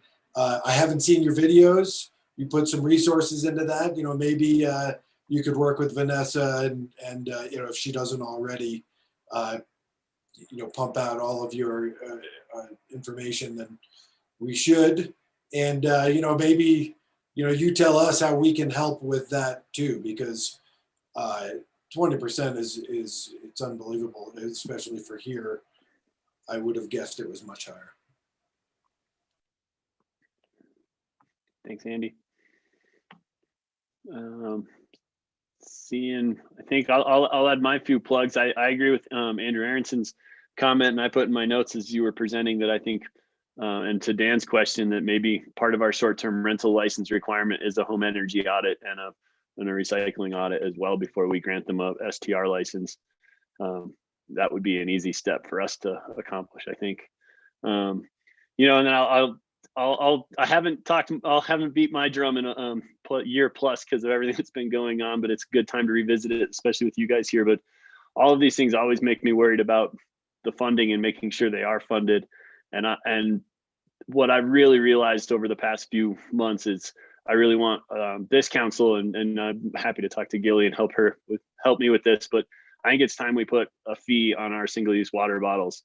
I watched shopping carts full of those rolling out of the supermarkets for no reason. And I think if we had a fee to offset all of these great programs in our community on those bottles, I think it would actually go a long way with the goal of hopefully someday phasing out single-use water bottles in Summit County. So that's been a long time thing for me. And it's maybe time we come back to that, because I think it's something that we could have great support from our residents behind. So but if there's nothing else, Jen, Rachel, Jess, thank you so much. Gilly, thanks for all you're doing. And you've proven yourself to be greatly invested in this and helping the council see all of the things we haven't seen recently and what we're doing and how we can do better. So thank you all. I'm looking forward to Pay As You Throw and other programs coming up soon. So thanks a lot. Thank you for your leadership, and thanks to Gilly too. She's awesome. Take care. Bye. Thanks. Next, so we're a little off on what I thought our timing would be, but I see Diane has joined us, but I think it would probably be best knowing this next conversation. I want everybody's full attention and not to be squirming. So let's take a 5-minute break reload, refresh, and we'll come back, and then Diane, I'll hand it back over to you. So see you guys in a few minutes.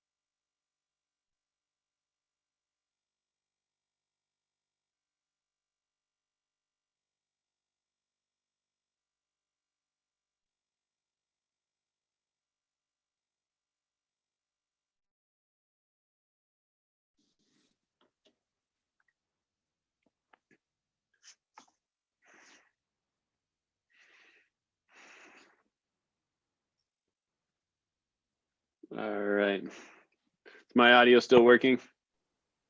Yes. People hear me? Yeah. All right. Phew. Great. I think I see everyone is back. So with that, we'll move on to agenda item number 4, and that's the Frisco Bay Marina and Park and Parking Access and Circulation Plan update. And I see Diane is joining us, so I'll turn it over to Diane. Welcome. Good afternoon. Thank you, Mr. Mayor and Town Council members. It's good to see you this evening. Your agenda this evening contains many projects that tie directly into one of your strategic goals, which is the implementation of the Frisco Marina Park Master Plan. This plan was adopted by Council in 2018, and work began immediately thereafter on the implementation of this plan. In 2019, we completed the Big Dig and Phase 1 improvements. And as a result, we added additional space, new amenities, and increased the volume of guests at the marina. In 2020, we continued planning for additional improvements. This work continued with Stace Architecture and Interiors on the design of the new building and the turnaround area. We also worked very closely with F3 Marina on the operational performance audit, which really highlighted the fact that there are 3 entities at the Frisco Bay Marina. We have the marina, a very successful rental sports operation, and a public park. It was really brought to our attention as well that the planning efforts for the marina must indeed take into account all 3 of these different entities. The first presentation that you will hear tonight is with Mr. Vidor with Walker Consultants regarding the parking, access, and wayfinding. As we know, access and parking are 2 of the biggest challenges at the marina, and they too were both highlighted in the report the operational audit performed by F3 Marina. Mr. Vidor will present existing conditions, prioritize 2021 projects, midterm strategies, and long-term opportunities. Staff recommends that Council use this time to review these recommendations for parking, access, and circulation, and weigh in on these proposed changes and future recommendations. The goal of these changes is to enhance safety, improve the guest experience, and effectively plan for future improvements and changes. On the consent agenda tonight, there are also 2 items. One is a concessionaire contract for the sailboat rentals and instructional services with Sail the Summit. This business supports a thriving economy and provides an additional product to the marina that we know is in high demand. Also on the consent agenda is a letter of support for changes to the rules and regulations in the Dillon Recreation Area. These changes provide local law enforcement officials with clear and enforceable guidelines for use within the Dillon Recreation Area. After this, we move on to new business. And there are 3 contracts for you to review that will be specific to the marina and the continued implementation of the master plan. Mr. Jeff Goebel will be presenting the details of each of these projects, and they include the lift station and deep utilities, construction of the new office plus retail building and civil work, as well as design build services for a fuel system. Please note that all of these projects, all of these items on your agenda tonight have been budgeted for a 2021 implementation. Myself, Tom Hogeman, the General Manager of the Frisco Bay Marina, Mr. Goebel, as well as 2 representatives from F3 Marina are all on the call tonight and can answer any of the questions that you may have. Without further ado, I will turn the presentation over to Mr. Andrew Vidor. He is the Director of Planning with Walker Consultants. He is also responsible for the park access and circulation plan that is included in your packet. Thank you. Thank you, Diane. Good evening. Again, my name is Andrew Vidor. I'm with Walker Consultants here in our Denver, Colorado office. We're excited to continue to be working with the town and the various consultant parties on this marina park and plan development.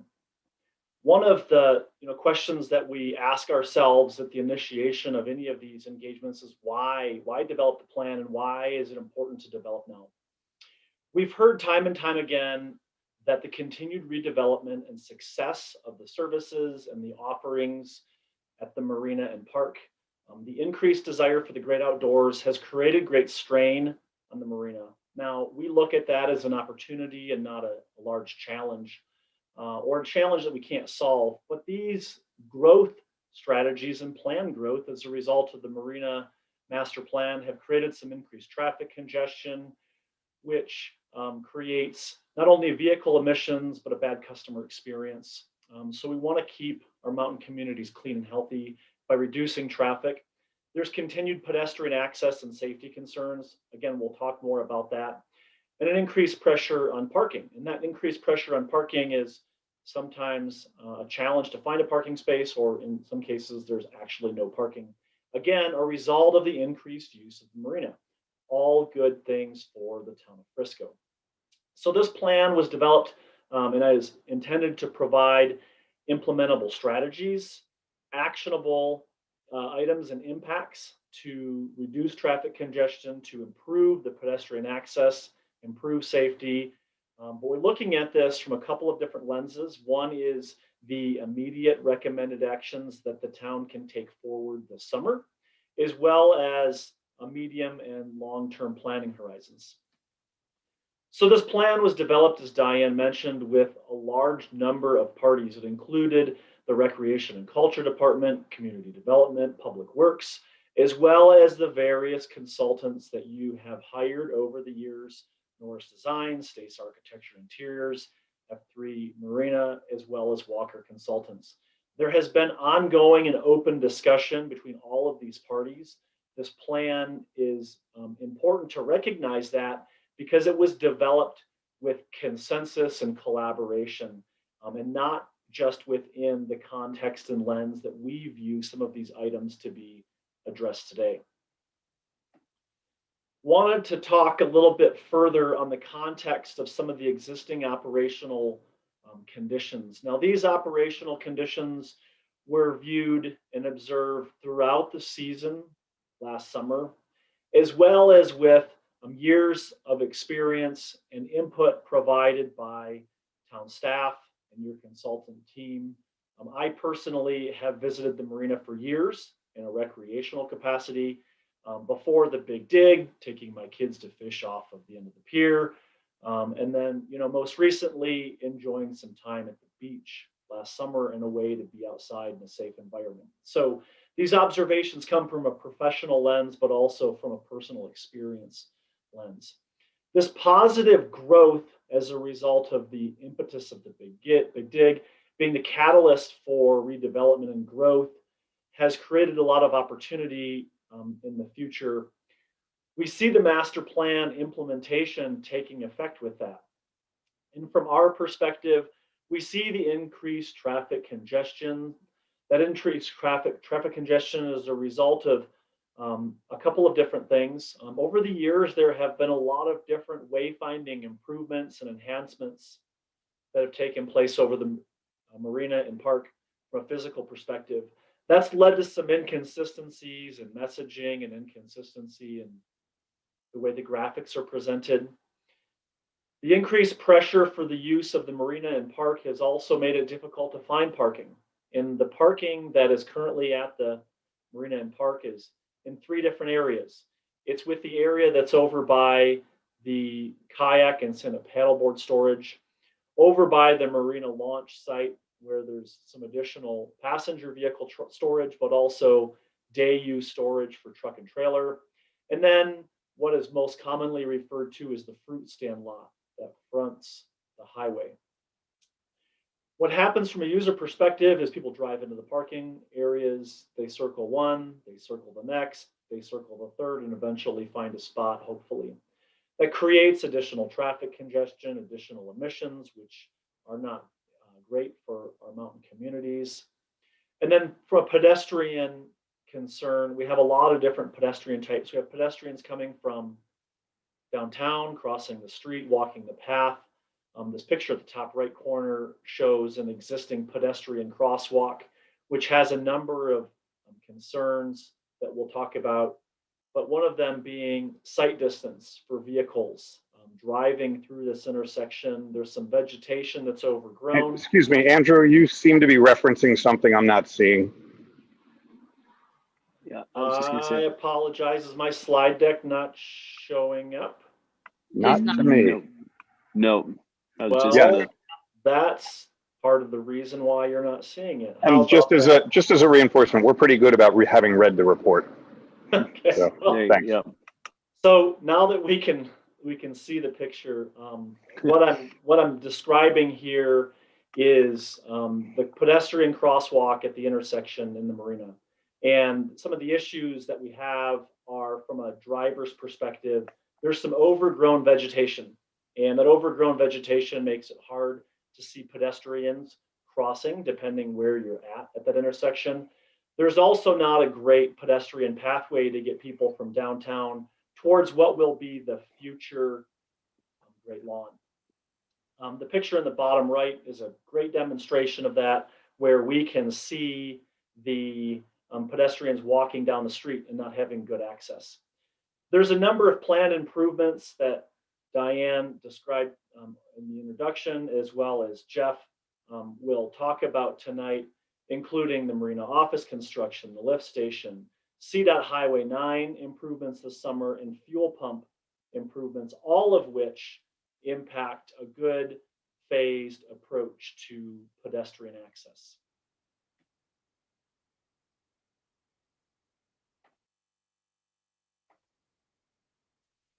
So we phased our recommendations over a number of years and time horizons. The first are prioritized projects for this summer. And these projects were identified as projects that are low cost in terms of budget implementation.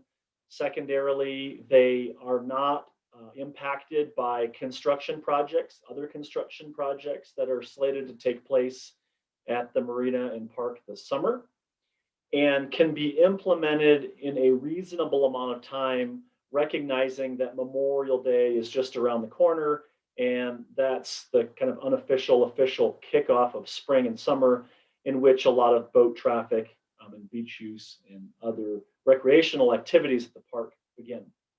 So we'll start by first discussing the picture here at the left-hand side, and that's creating in a phased approach improvements to the pedestrian access and trail crossings at this intersection.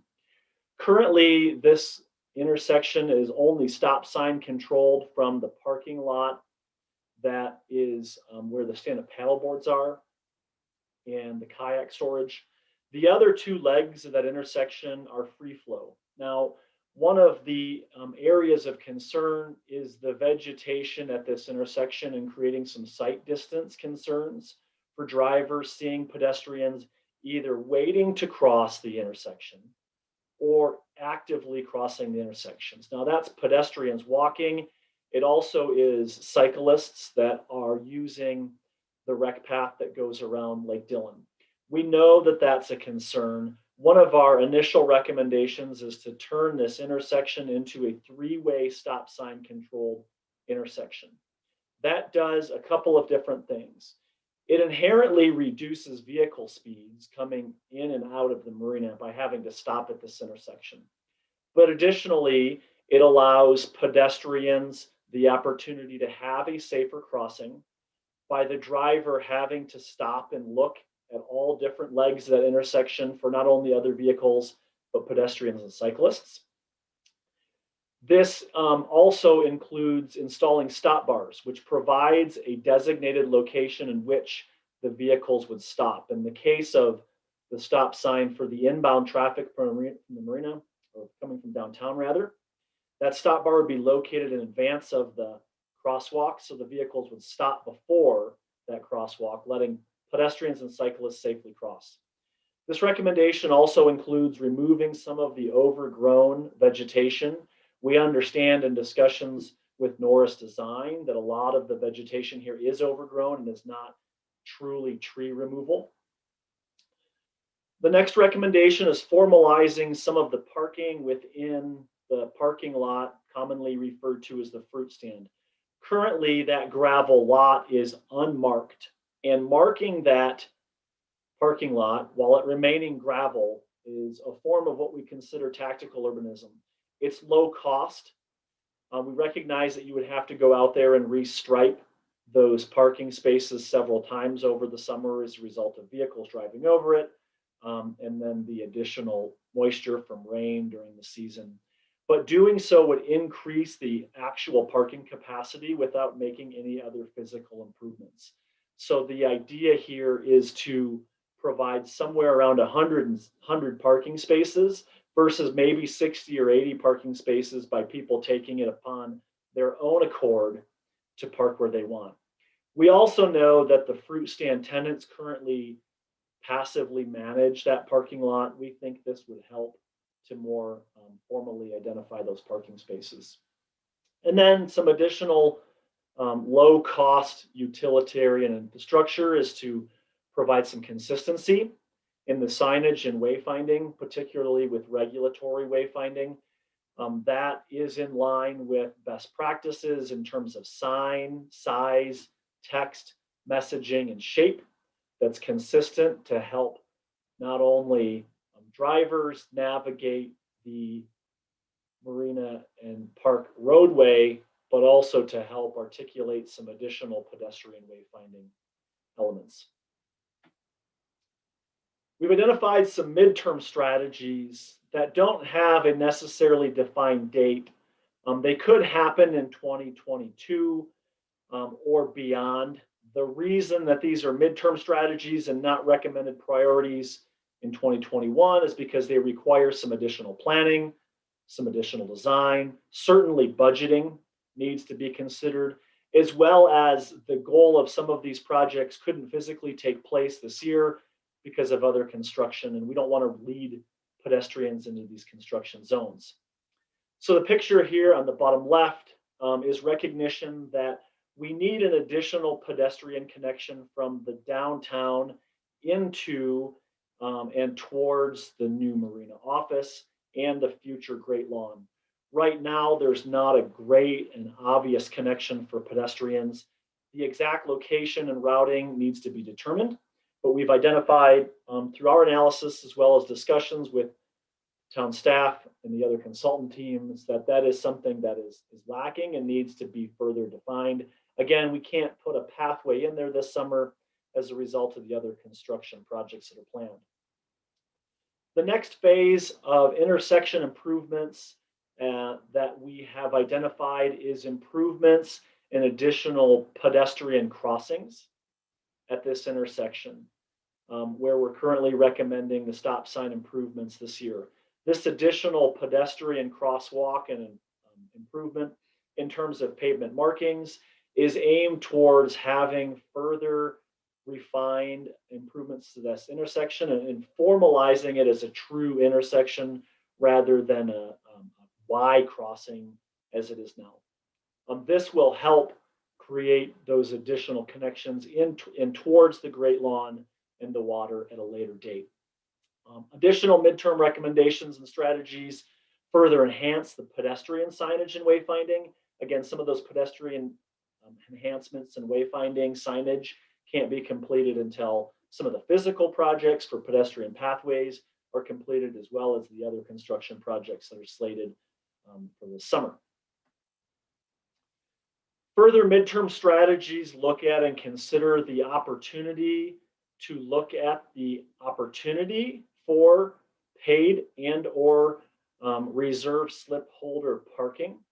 We know that the F3 study has identified that as an opportunity.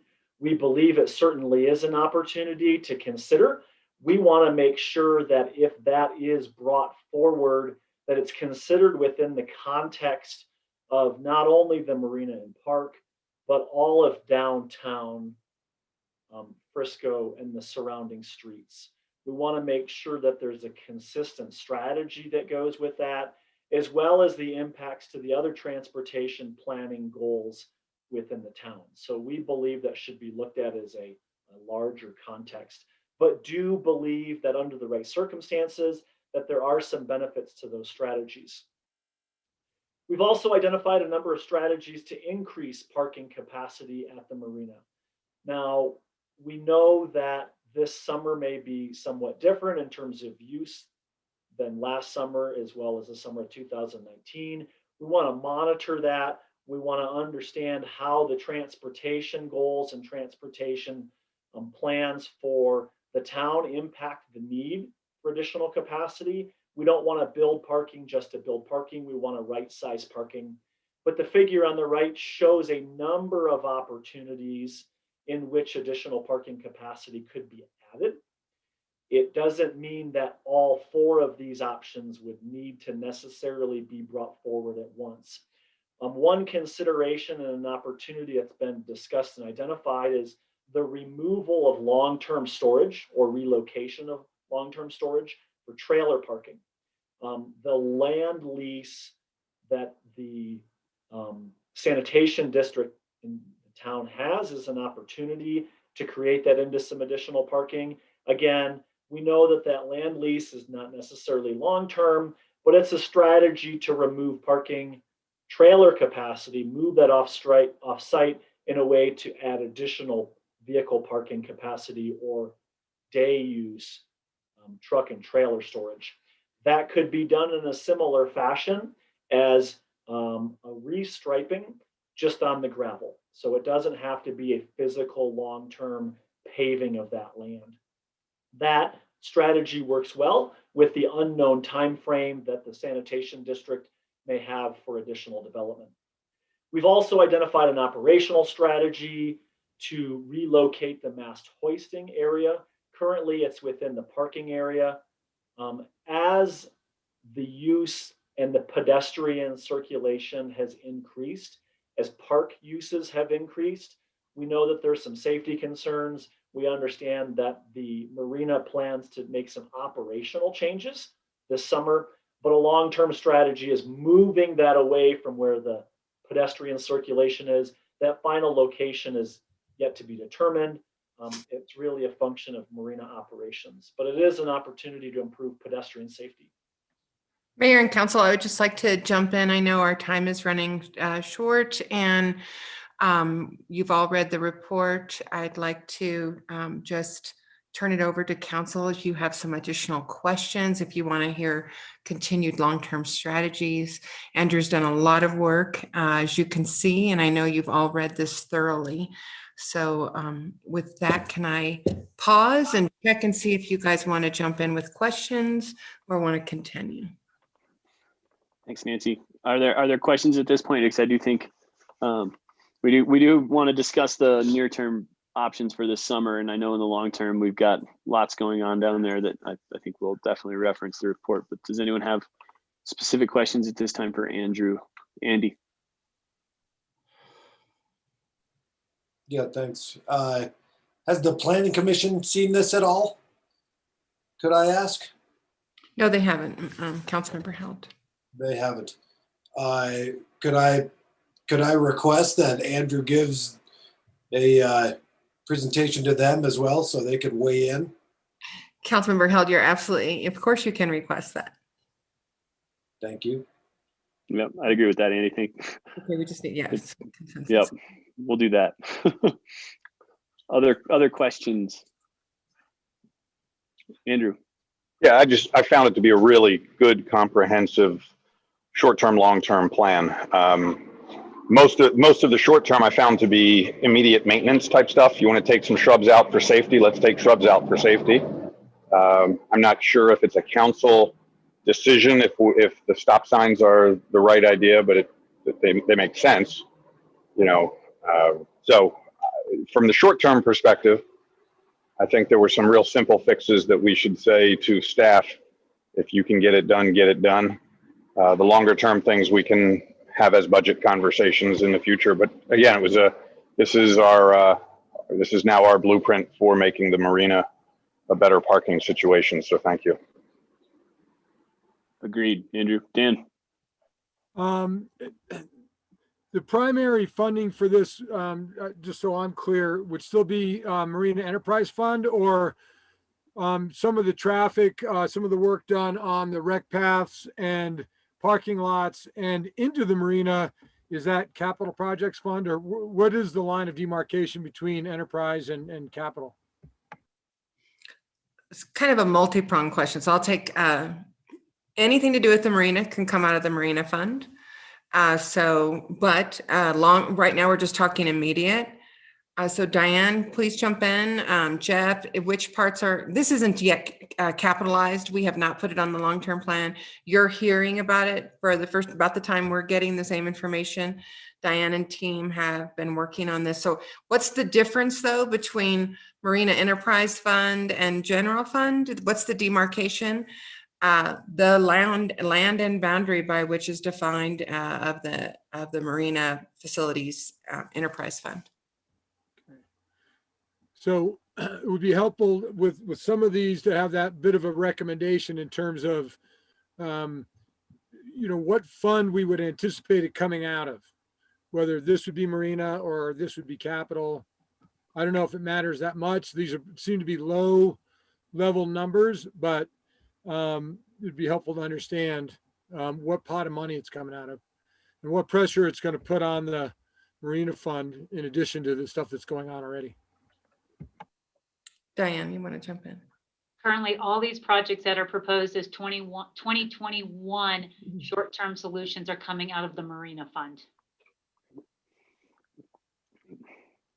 Appreciate that. Thanks. Council, how do you everybody feel on board with the short-term plan and moving forward with those recommendations as Andrew presented? Rick? Yes, I just wanted to say it was a really good report, and it's a clear plan, and I appreciate all the work that went into it for sure. But yeah, I totally think Planning Commission's another stop for this. So thank you guys. Thanks, Rick. Great. So Council, what we need is direction that you're supportive of the short-term plan. It sounds like you want it to go to Planning Commission, and any other feedback you have for this really comprehensive report. But Nancy, I would contend the short-term plan is really just quick fixes that I don't know if that needs Planning Commission conversation. The longer term stuff, definitely, I agree with Andy Held on that one. I agree as well. I don't think that the short-term stuff needs to go to the Planning Commission. And I do want to just thank, Walker Consultants for their, continued focus on pedestrians and the recognition that improving their experience can help reduce the traffic congestion down there as well. One of the questions I had was whether or not, the boundaries of this project was very specifically the marina, but in order to try and drive people down there from a pedestrian and bike perspective and not cars, you really have to tie the wayfinding into other trail systems. Was that looked at all, or is that something that, maybe we could look at in the medium term? But I think, the wayfinding has to happen from all over town. Otherwise, everyone's going to continue to drive their cars there, and we're just going to continue to need additional parking, where from my perspective, we have to understand what the capacity of that amenity is and not continue to add parking spaces.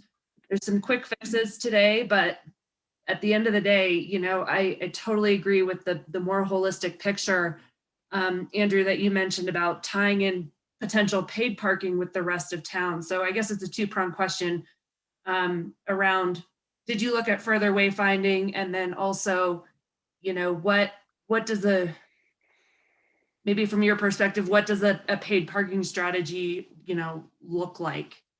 So a couple of questions for you. Good question, Councilmember. The first is the signage and wayfinding, particularly from a pedestrian perspective. We think there is a tremendous opportunity to enhance that pedestrian connection from Main Street across Highway 9 and into the Marina and Park without having to get back in your vehicle. Some of those improvements start with the physical improvements that CDOT is completing this year in providing some enhanced pedestrian crossings with the PED signals.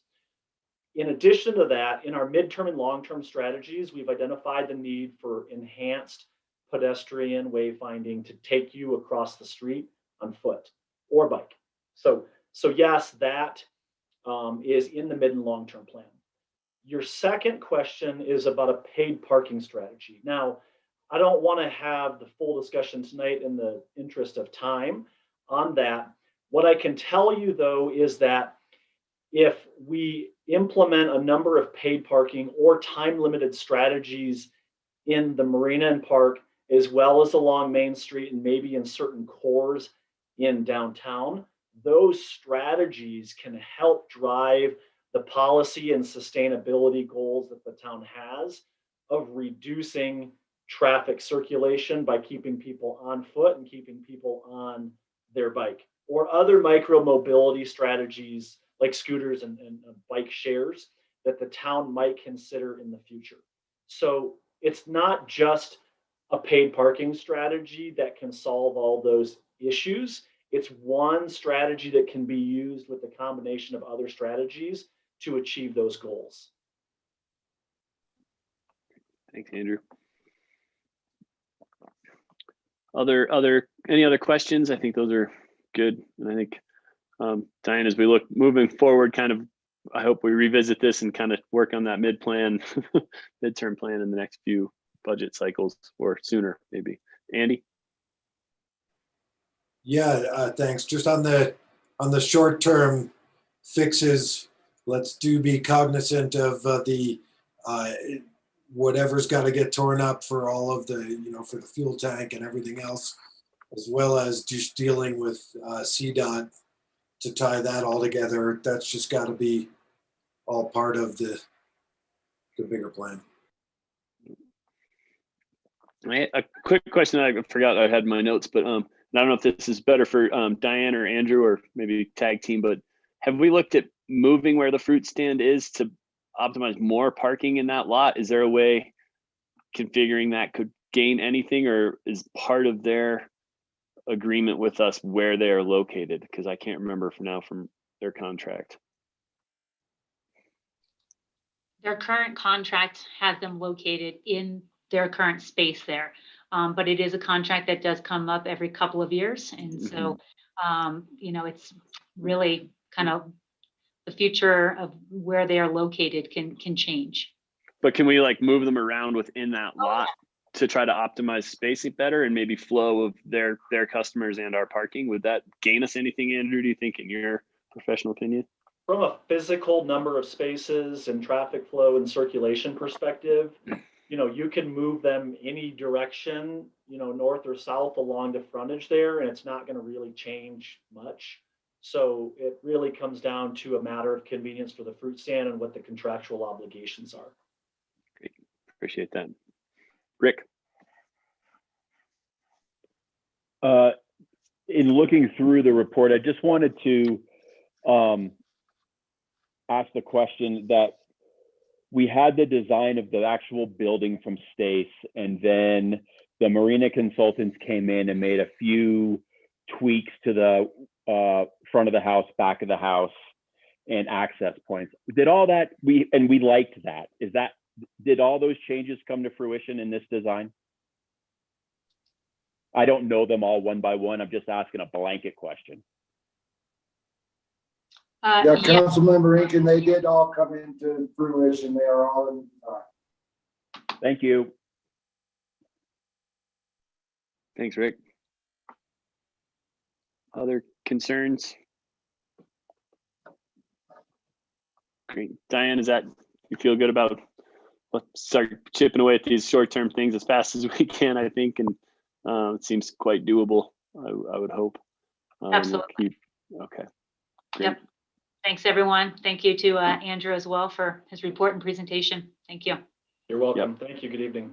Thanks, Andrew. Looking forward to revisiting that as we move forward and continue to make it better down there. Maybe when we go back to parking and paid parking, we'll have you back to look at that strategy as well. So thanks, everybody. Appreciate that.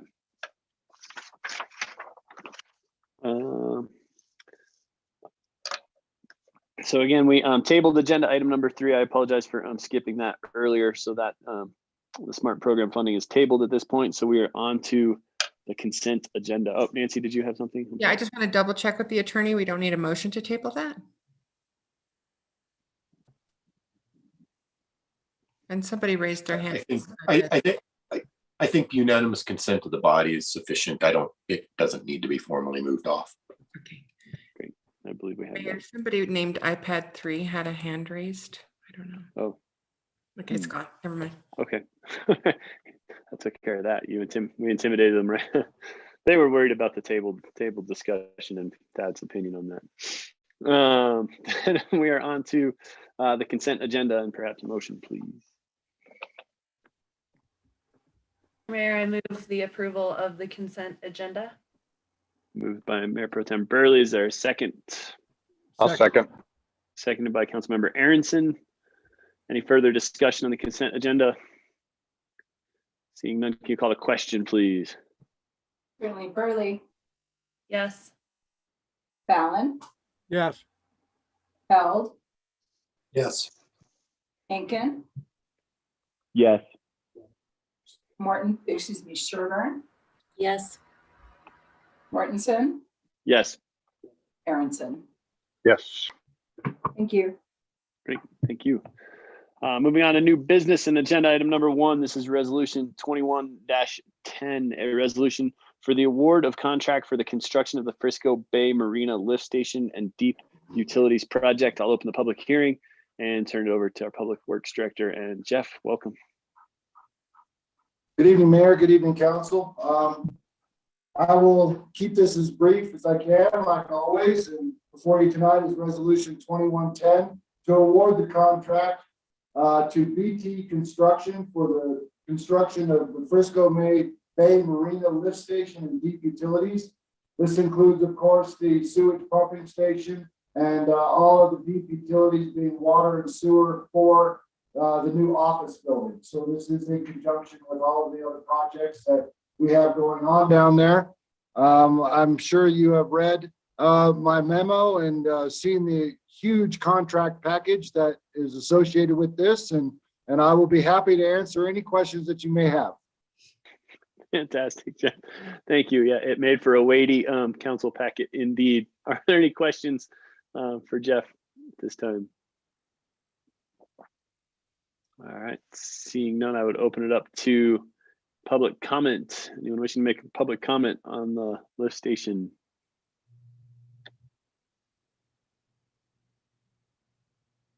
Seeing no public comment, I will close public comment and back to council discussion. And if there isn't discussion, perhaps a motion.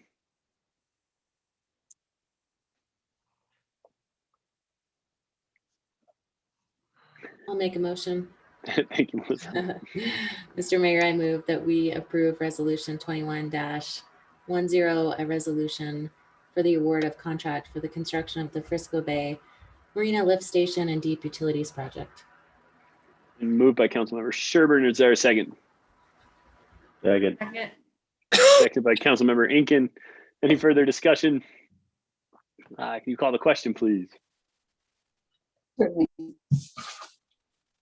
Fallon, Yes. Held, Yes. Hinkin, Yes. Sherburne, Yes. Mortensen, Yes. Aronson, Yes. Burley. Yes. Thank you. Great, thank you. And I'm glad I didn't have to print that one up at home, Jeff, because that was a lot of paper. Mr. Mayor, I didn't tell you though, you have to initial every page when you sign it. So Oh yeah, be ready for that, sir. I'll be right back over to make sure.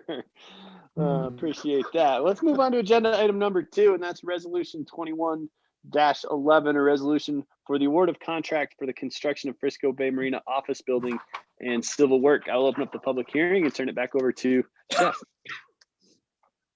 Well, here we are again. This is the second part of this project. We have to start underground and now we have to build above ground. So we are requesting that you approve this contract to build the new office building and retail space, with the bid alternate 1 being that extra meeting space or multi-purpose space on the back side of the building.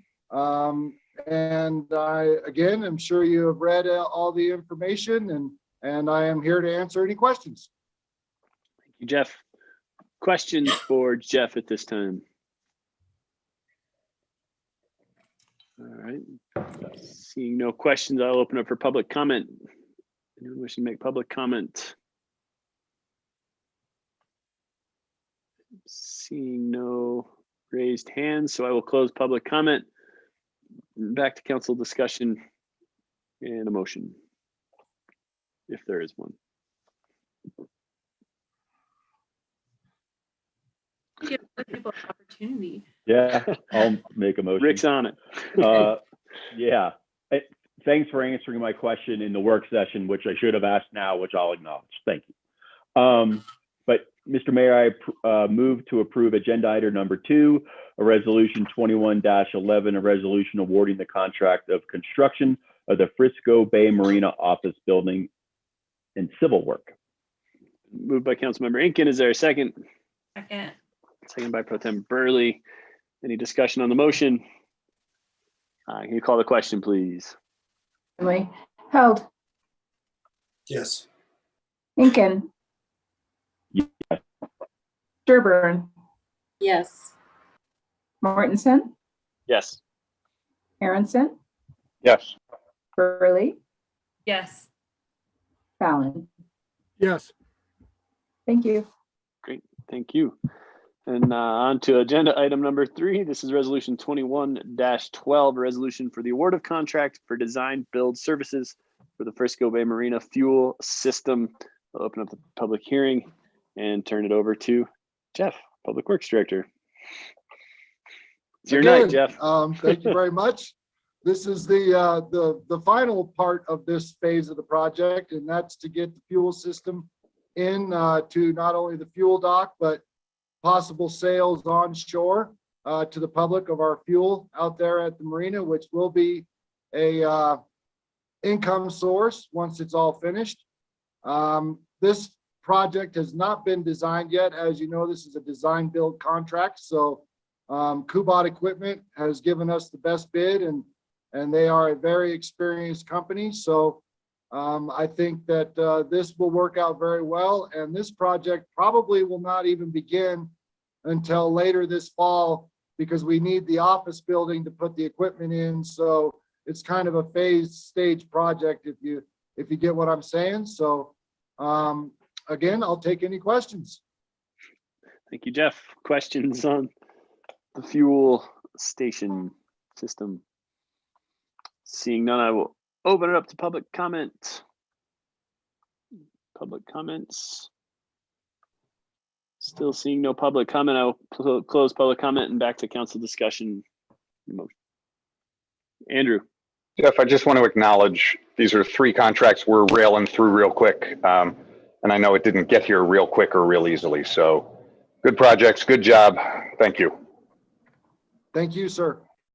Thank you, Andrew. I do appreciate that recognition. Dan, you're unmuted. You prepared to make a motion? All right, let's do it.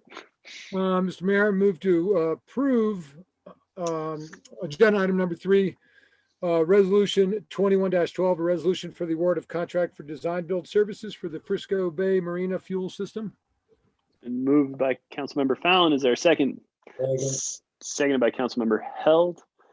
Any discussion on the motion?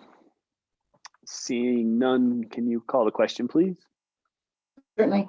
Incan. Yeah. Thank you. Sherburne. Yes. Thank you. Mortensen. Yes. Aronson. Yes. Burley. Yes. Thank you. Fallon. Yes. Held. Yes. Thank you. Again, yeah, Jeff, Thank I think as Andrew said, thank you so much for all of this. It is an extensive amount of work and on your part and your team's part, and it did not go unnoticed. And I know there's a lot of work now to begin again, but thank you for all that. And we're making great progress down at the marina, so I appreciate all your help with that. It is our pleasure, Mr. Mayor, and now we will really get to work. Thank you. Great. Moving on to old business, and this is agenda item number 4, and this is our continued general discussion and action on COVID-19 response. I'll open up this portion of the meeting and turn it over to our town manager, Nancy Carey. Yes, thank you, Mayor and Council. Really very short update tonight on COVID-19.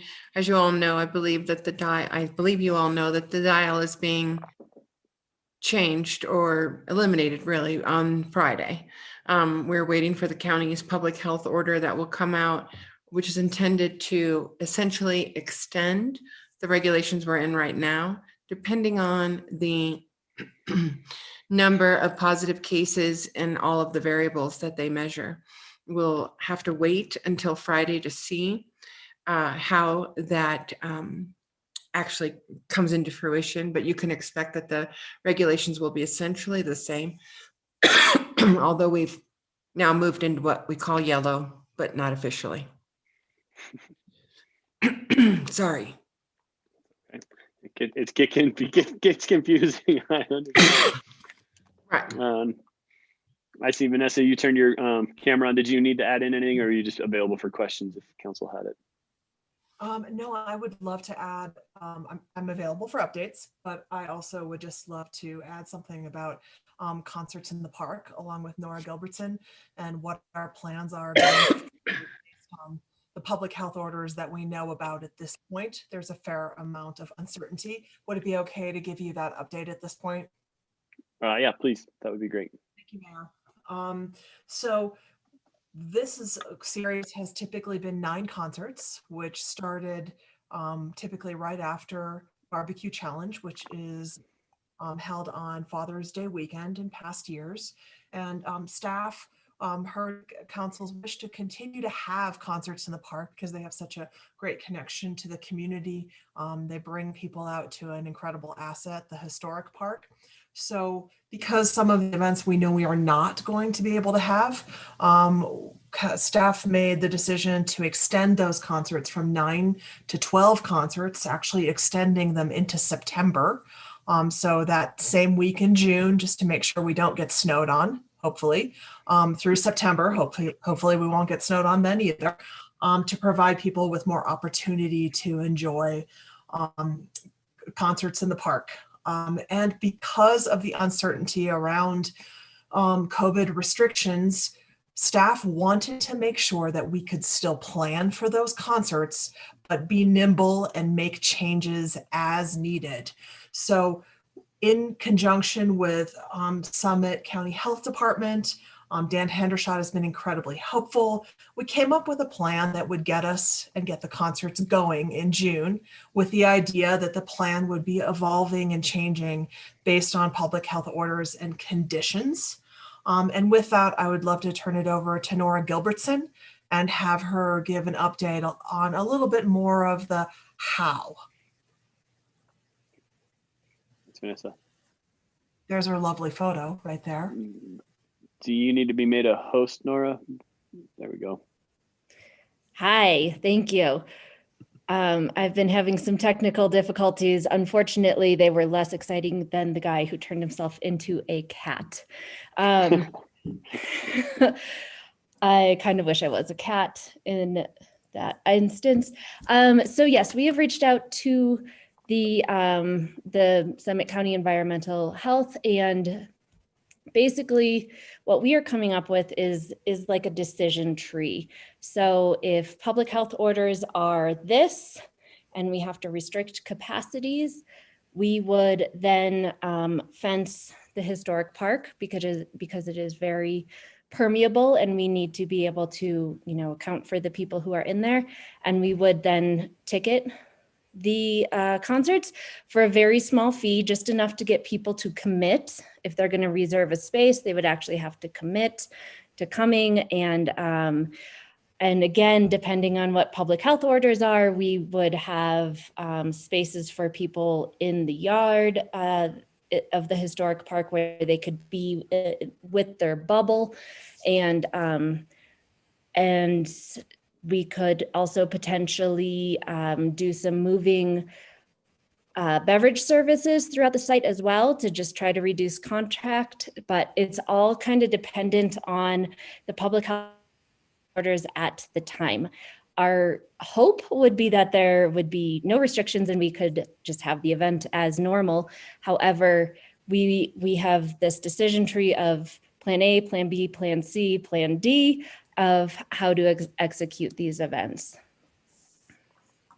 So a little bit more background on ticketing. I have in my career been involved in a lot of ticketing, including for a very popular free concert over 4th of July.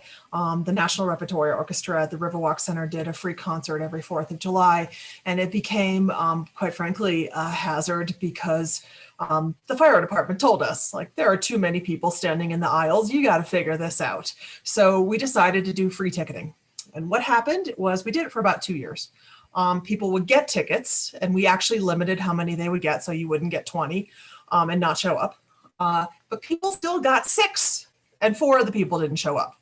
So you had a lot of empty seats in the 5 minutes before the concert, and tried to usher people in there so that you didn't have an empty concert hall with a very packed lawn. So what we found was if you make the tickets even just a small amount, I think that first year it was $5, people are more likely to sell them to their friends, give them to their friends, or even return them, which we were very good about doing. And I'm not sure if we would do that in this case.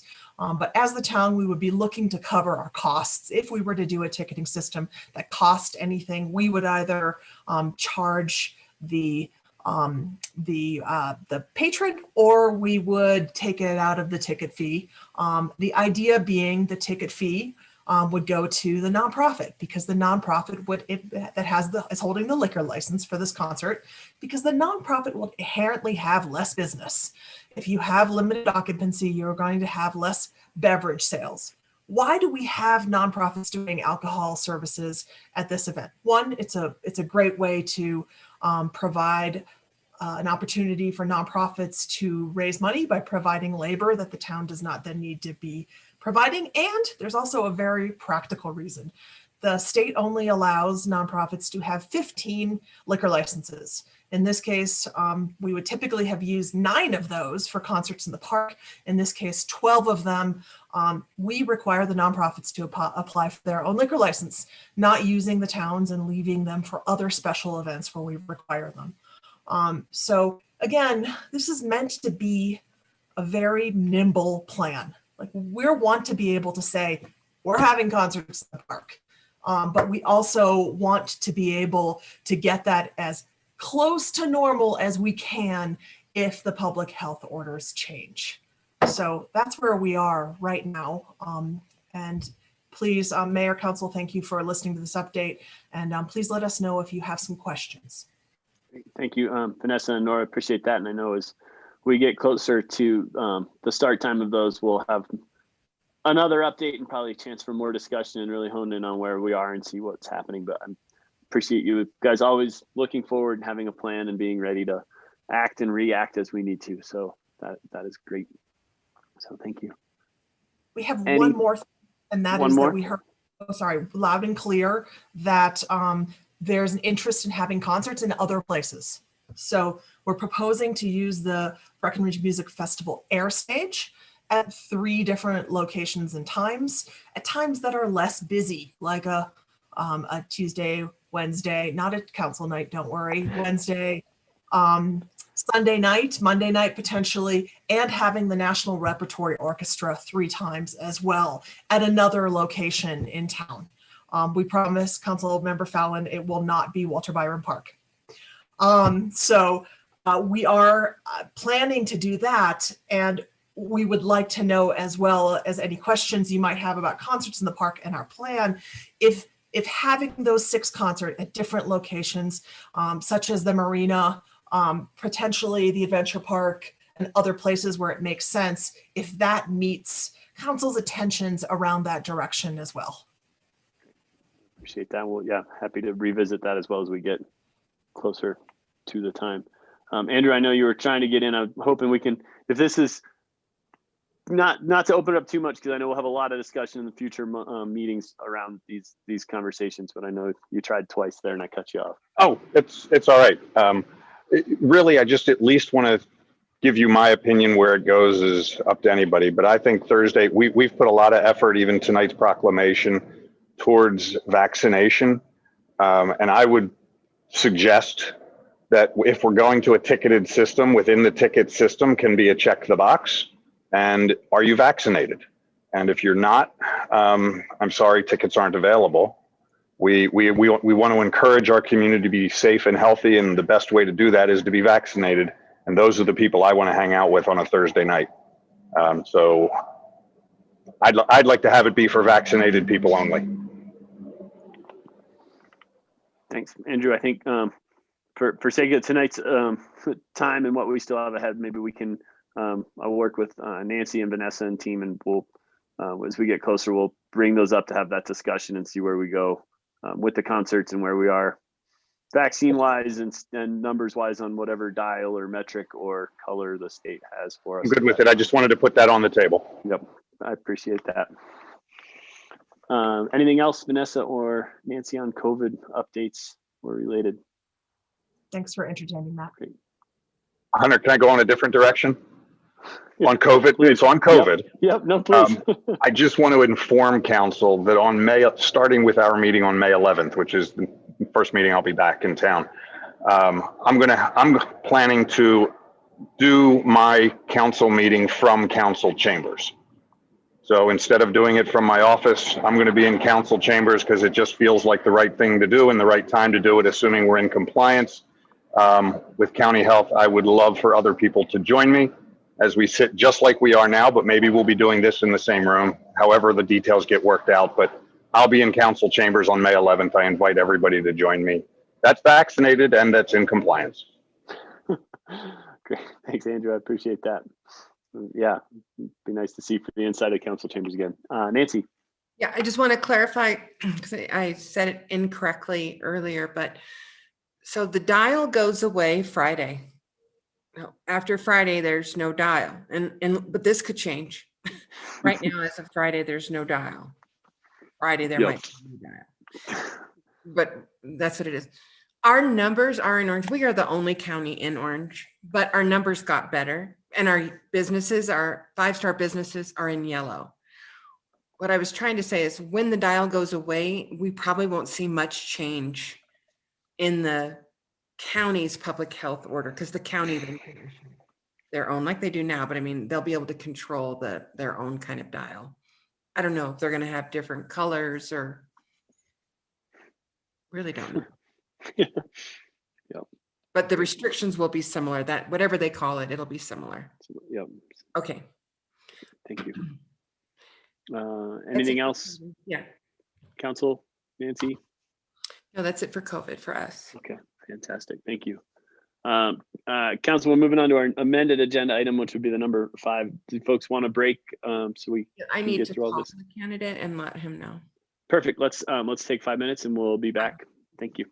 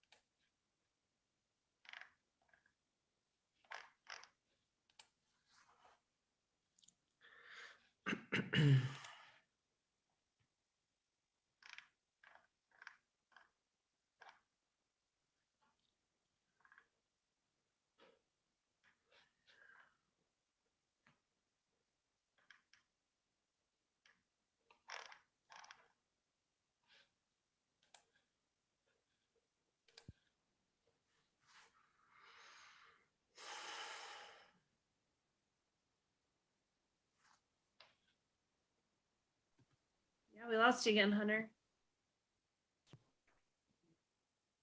Mr. Mayor, I'd suggest you sign in and sign out.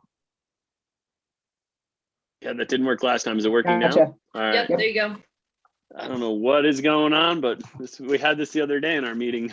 Nancy, something doesn't like me about Zoom, so we'll figure it out.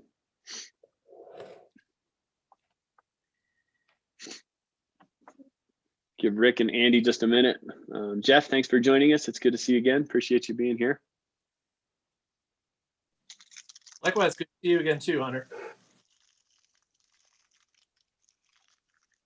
Rick, thanks. I'm the only person wearing a tie at home right now, so forgive. It happens.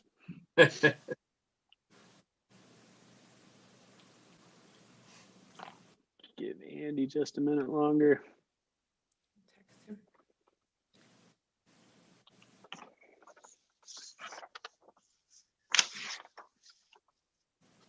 All right, he's back, no problem. All right, great. So I'd like to move on to our amended agenda item number 5 this evening, and this is the interview of Jeffrey Durbin for potential interim town manager candidate. And I will open it up and turn it over to Nancy for an introduction. And thank you, Nancy. Thank you, Mayor and Council, and thank you for your indulgence, and thank you, Mr. Durbin, for being willing to participate in this interview today. So, Council, I have forwarded you Mr. Durbin's resume. You have that along with a letter from the Mayor of Fraser. Mr. Durbin, as you noted, has a long career in government. He's been at the town of Durbin for about 18 years or so. No, Town of Fraser. Town of Fraser. Fraser.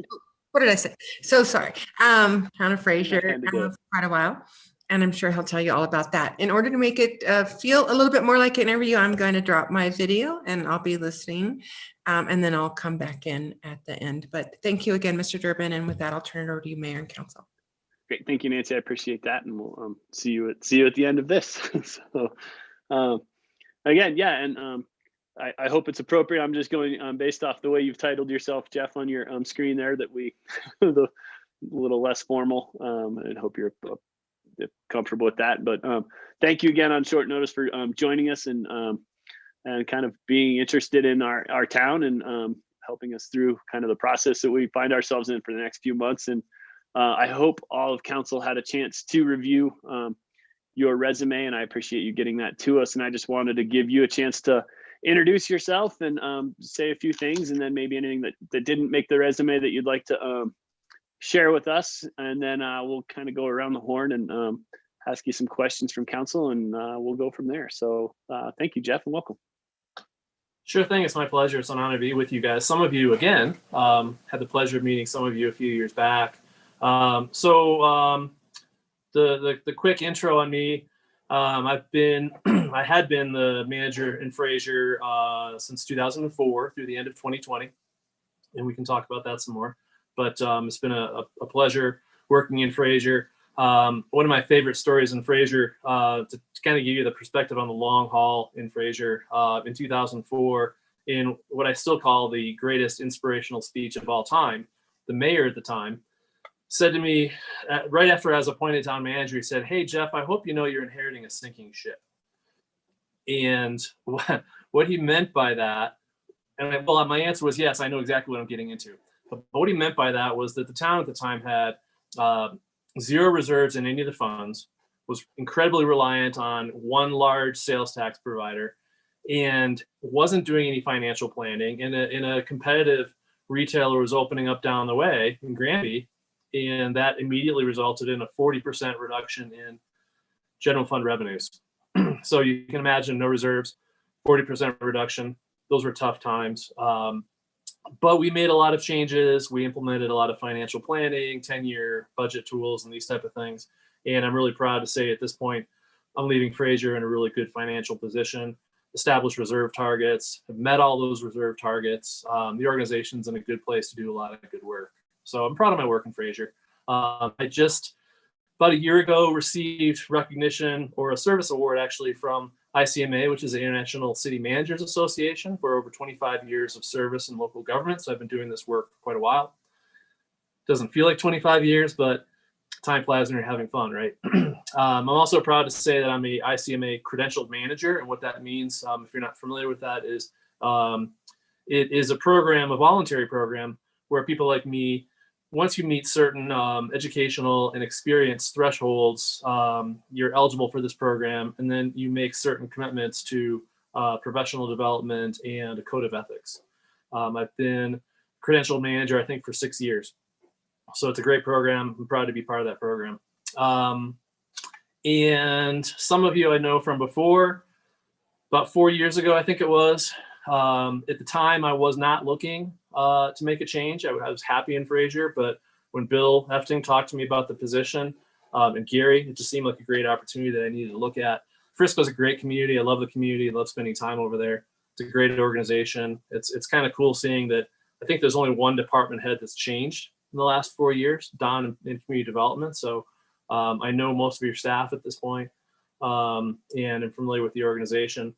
But after that conversation we had, came back, and I would say the last 4 years in Fraser have been some of the most inspirational years in my career.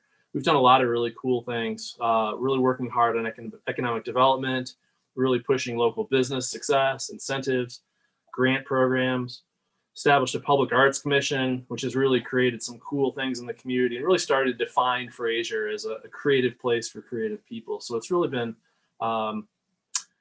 those 4 years have been great for me. 2020, you know, for us in this business, it was a rough year. It was a rough year. And just to close the story on why I'm in transition right now, like I said, 2020 was a really rough year.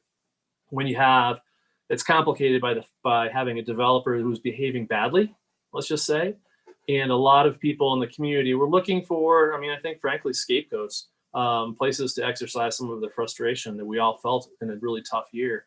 And the shift, there was a real shift in the direction, the political direction from the Board of Trustees from the prior years of being very pro-growth, of finding ways to work with developers, finding ways to make projects happen, to really moving into a place of let's stop growth, let's really put a cap on this. And as a result, it was a good time for a change for me as well as the organization. So I stepped down from that position at the end of 2020. And here I am talking to you. Fantastic. Thanks, Jeff. Yeah. I'll kick it off. And sounds like a successful run there for a while, and the creative program. Was that a strategic plan that you implemented, or how did that kind of go about to get that you kind of got the feet back under Fraser? What was that process like? Well, I would say it kind of came from a few places. One, the creative industries really became an opportunity. There are a lot of creative people in Fraser. So new breweries, a new distillery, all these type of things. But really it was about, I think, quality of life is one, community character is another, finding ways. Fraser's always been a really diverse community, and we have to define diverse, up here in the mountains differently maybe than other places, but diverse in terms of socioeconomic, position, if you will. A lot of second homes, a lot of visitors, a lot of locals, a lot of frontline workers and so forth. So across the socioeconomic spectrum, and people in those different places have different ideas of what's right for the community, what the community should be, and so forth, right?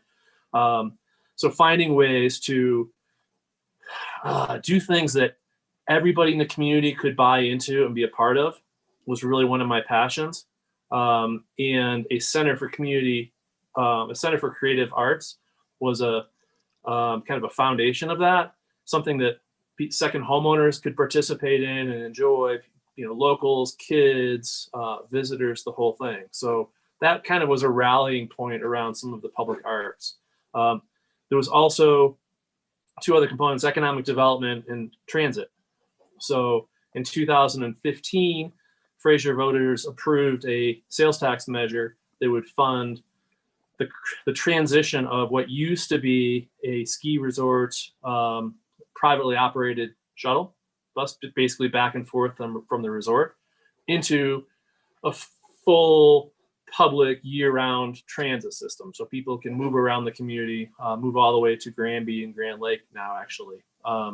And moving from having no involvement in transit to funding transit was a big organizational shift. And one of the first things that we did was invest in a bus shelter. Wow, we'd never done that before. And rather than just do a bus shelter, it was, let's find a way to do something creative and new that really sends a message like, we're investing in transit, we're going to make a difference. And Fraser's different. It's not just one of those plexiglass bus shelters you see in, Denver or Portland or Chicago or places like that. So engaged a series of artists, architects, welders, and so forth, and put together basically a piece of art that serves as a bus shelter. And then that was so successful. Let's do some more of these type of things. Excuse me.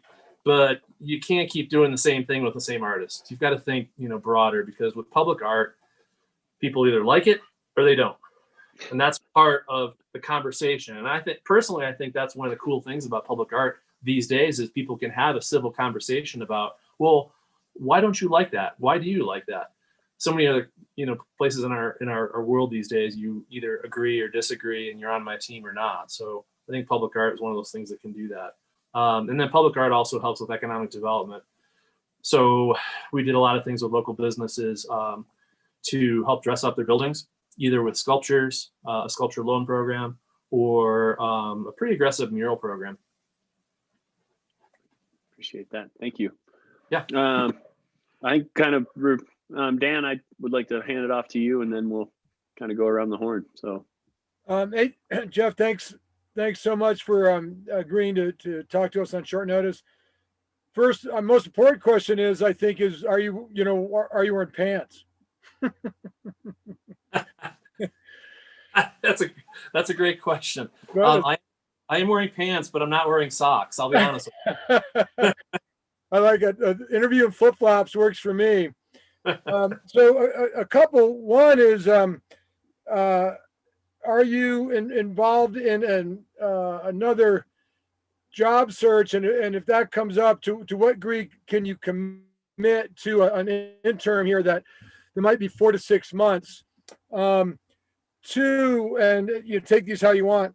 Two, can you talk briefly about the evolution of the ice there in Fraser, which I think you guys have developed a very interesting ice facility over there. I could be wrong, and then three, talk to me briefly about your main takeaway from the Gettysburg Leadership Institute, which fascinates me. Those are three really good questions. So the first one, I'm in transition. I am actively working on other opportunities. I was excited to actually hear about this opportunity. I would be interested I was interested in Frisco before. I'd still be interested in having a conversation with you, depending how things go and where you want to take things about the Frisco town manager position.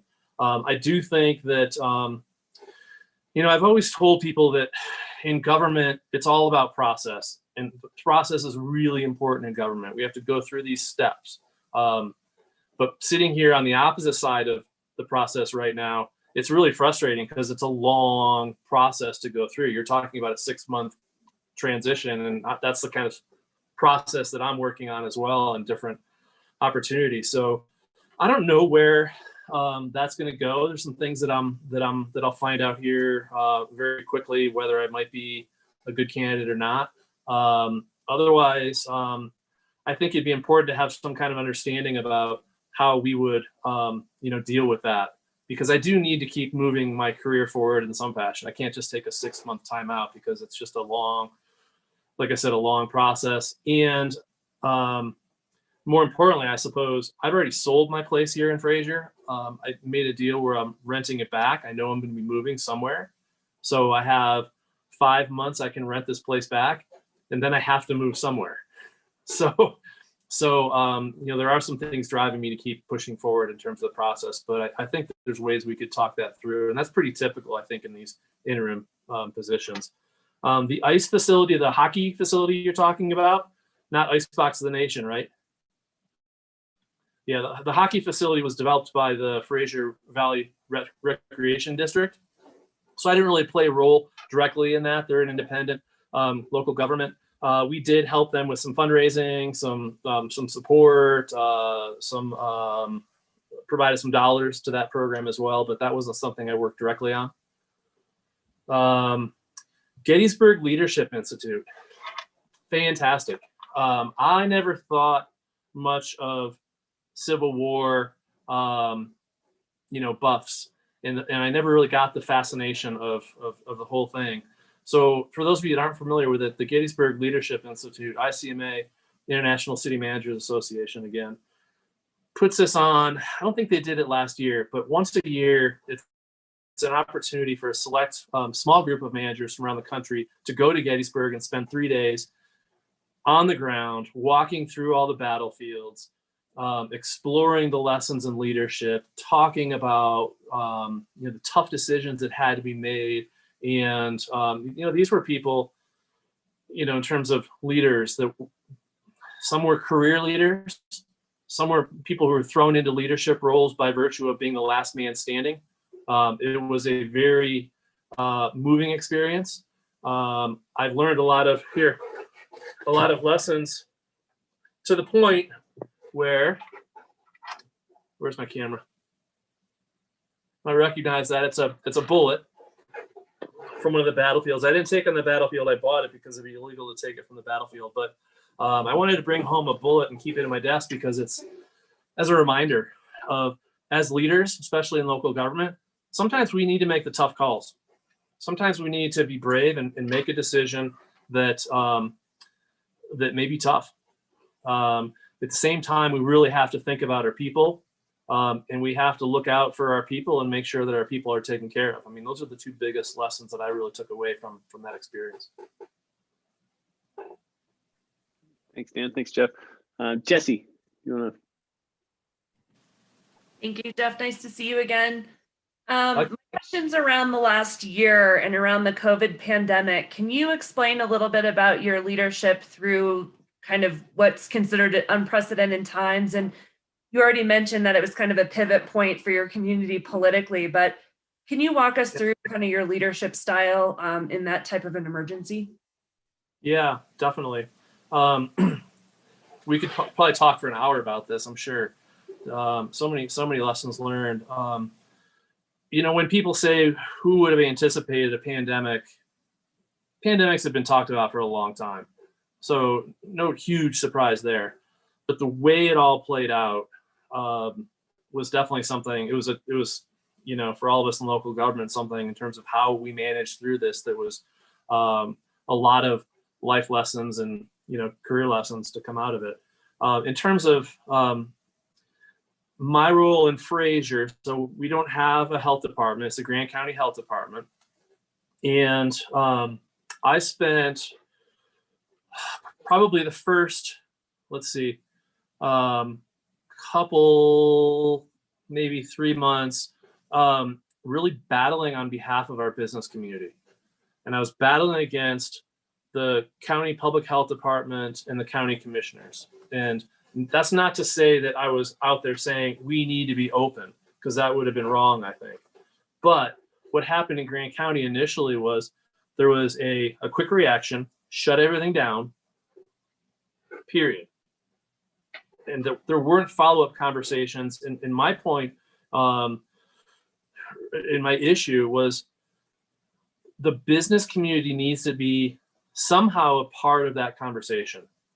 people's mental well-being has to somehow be part of that conversation, because shutting everything down affected people's financial well-being and affected their therefore mental and all these other things. And so that's not to say that I was pushing to get everything open, but it's pushing to have a broader based policy conversation to include those factors in the dialogue. Then Greene County went to, well, we're just going to open everything up and we're not going to adopt any mask requirements or anything like that, like a total flip-flop. And so at that point, my role changed, where I put together an ordinance, a mask ordinance that Fraser adopted. And then Winter Park, Granby, and Grand Lake all adopted the same mask requirement. The county never did. Kremling never did. And then I really worked throughout the process on ways in Fraser that we can help the community and our businesses. And I've long said that in Colorado municipalities, sales tax, I mean, the general fund is funded by sales tax primarily, right? So if our businesses are hurting, that's gonna hurt our ability to operate and provide essential services. So how can we help the community? And so what we did is we put together, we worked with the Grand Foundation. I think they do some work over in Summit County. They're kind of a nonprofit that helps fund other nonprofits. So we put together a program with them where we contributed public dollars. Fraser was the first one to commit $100,000 to this fund. Kind of embarrassed everybody else into putting $100,000 into the fund. And then they raised private money, and those dollars were granted out to families to pay rent and pay bills and those type of things. Then another program, I'm sorry, the 100,000 was towards businesses. So to pay business expenses and those type of things. And then there was another $25,000 that went towards a family assistance program. And that was matched by a lot of private dollars as well. So, you know, we stepped up and put dollars out, never expecting we might get those back. Ultimately, we did get those back through the CARES money. So the town was made whole in terms of the expenditures. And then once those dollars came back, put out another round of funding to help people in the same way. We did things like we suspended the disposable bag fee, because there was a lot of debate in the grocery store about, you know, some people thought it was okay, some didn't. And it just kind of came down to just kind of like the masks. If there's little things that we can do to make people feel more comfortable, for gosh sake, we should do that. If there's things that we can do to keep our businesses open, we should do that. And then we adopted a series of pretty broad business relief. I call it the business relief resolution, I think it was. And it was basically things like, you know, since people aren't driving around anymore, how about if you want to use your parking spaces for outdoor dining, go right ahead and do that. If you want to put a temporary sign out in front of your business saying that you're doing curbside delivery, you go ahead and do that. We're suspending the sign regulations right now to allow you to do those type of things. If you'd like us to designate parking in front of your business as limited for curbside pickup, we'll put the signs up to do that. So all those type of things we did to try to help our businesses with the little things that they could do. And then we also did another grant program, which was pretty aggressive too, in terms of if you think there's something that you could do, like outdoor tents for outdoor dining, we'll pay for half of that. And then the last thing that happened in December while I was still there was basically providing direct grants to businesses that they could use for, call it business expenses. We're not going to audit you. Just, you know, keep your employees around. Let's do everything we can to get there. And I think, you know, the town was able to be aggressive because through the pandemic, the town of Fraser actually fared pretty well. I mean, our primary sales tax, you know, providers, grocery store, Murdoch's, sporting goods, marijuana, liquor, and hardware. And those sectors did pretty well. So, and then of course the CARES money helped the town out as well. So we try to be really aggressive on those fronts. Any other questions, Jesse? You good for now? All right. Rick?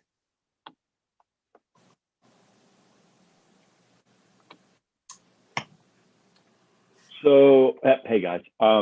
Hey, thanks for Jeff. Thanks for making it on such short notice. And it's good to see you again. You too. So, how do you see? I guess, yeah. To come back to where Dan is, I mean, how do you see a transitional position while you're looking at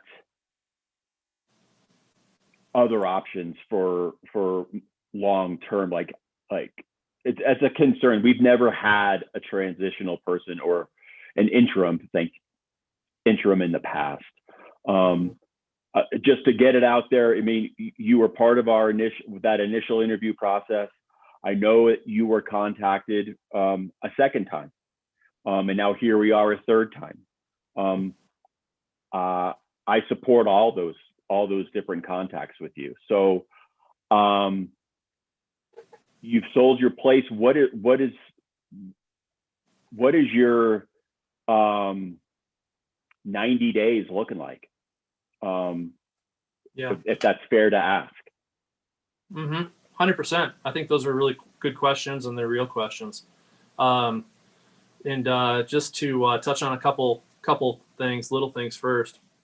I've never felt so unprepared in an interview before, because like 3 hours ago is when Nancy and I talked about it.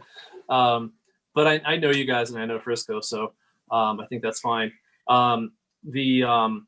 The second time after Randy resigned, Gary and I did talk, and that was just something like a year after the prior process. And at the point in time,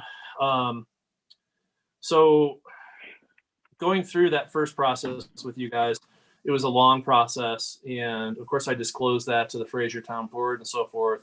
And they started, being concerned that I was going to leave and making steps to start filling my position before even that second interview with you guys.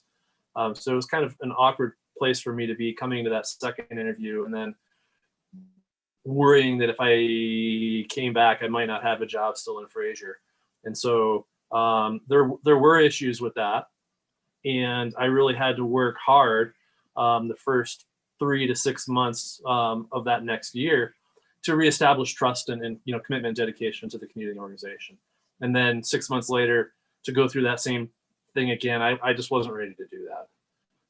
And things were going well, in terms of Fraser still. So that's where the second one landed. I asked a lot of those same questions about how the interim process works while I'm still looking for my next position of myself. And I had a half dozen different conversations today with different colleagues and mentors. Talked to Sam Mamet. Some of you guys might remember Sam from the Municipal League specifically about this. I talked to Tim Gagnon. You guys might remember Tim from over in Breckenridge. Talked to Wes, who's the interim here in Fraser, and some others. And the bottom line is what everybody told me is this is pretty typical. If things are right, things are right. And also, like I said earlier, the process takes time. Just to give you an idea where I'm at, I'm a semifinalist in Clear Creek County. Not totally convinced that I want to be a county manager. They want to fill that position like the first week of May. So I'll know much more about that position within probably the next week. And otherwise, I've got some things that are starting to queue up, but they're probably, I'd have to pull up my spreadsheet again, but I think the soonest I would be actually starting somewhere is probably 3 months from now, realistically. Cool. And if we're going through that, I mean, I think having an open, ongoing conversation about where things are at would be important. I mean, this type of a relationship has to be based upon trust, integrity, and open communications. thanks for summing it up that way, because I believe that's where we are as a group. So thanks. Yeah, I just wanted to see where you were at, and I've enjoyed the conversations we've had. So thanks. Likewise, it's great to see you again too. I'm gonna, Hunter, reserve the right to come back, but you guys know how I'm thinking. Yep. Absolutely. Everybody's got the right to come back for sure. We'll go Andrew Aronson.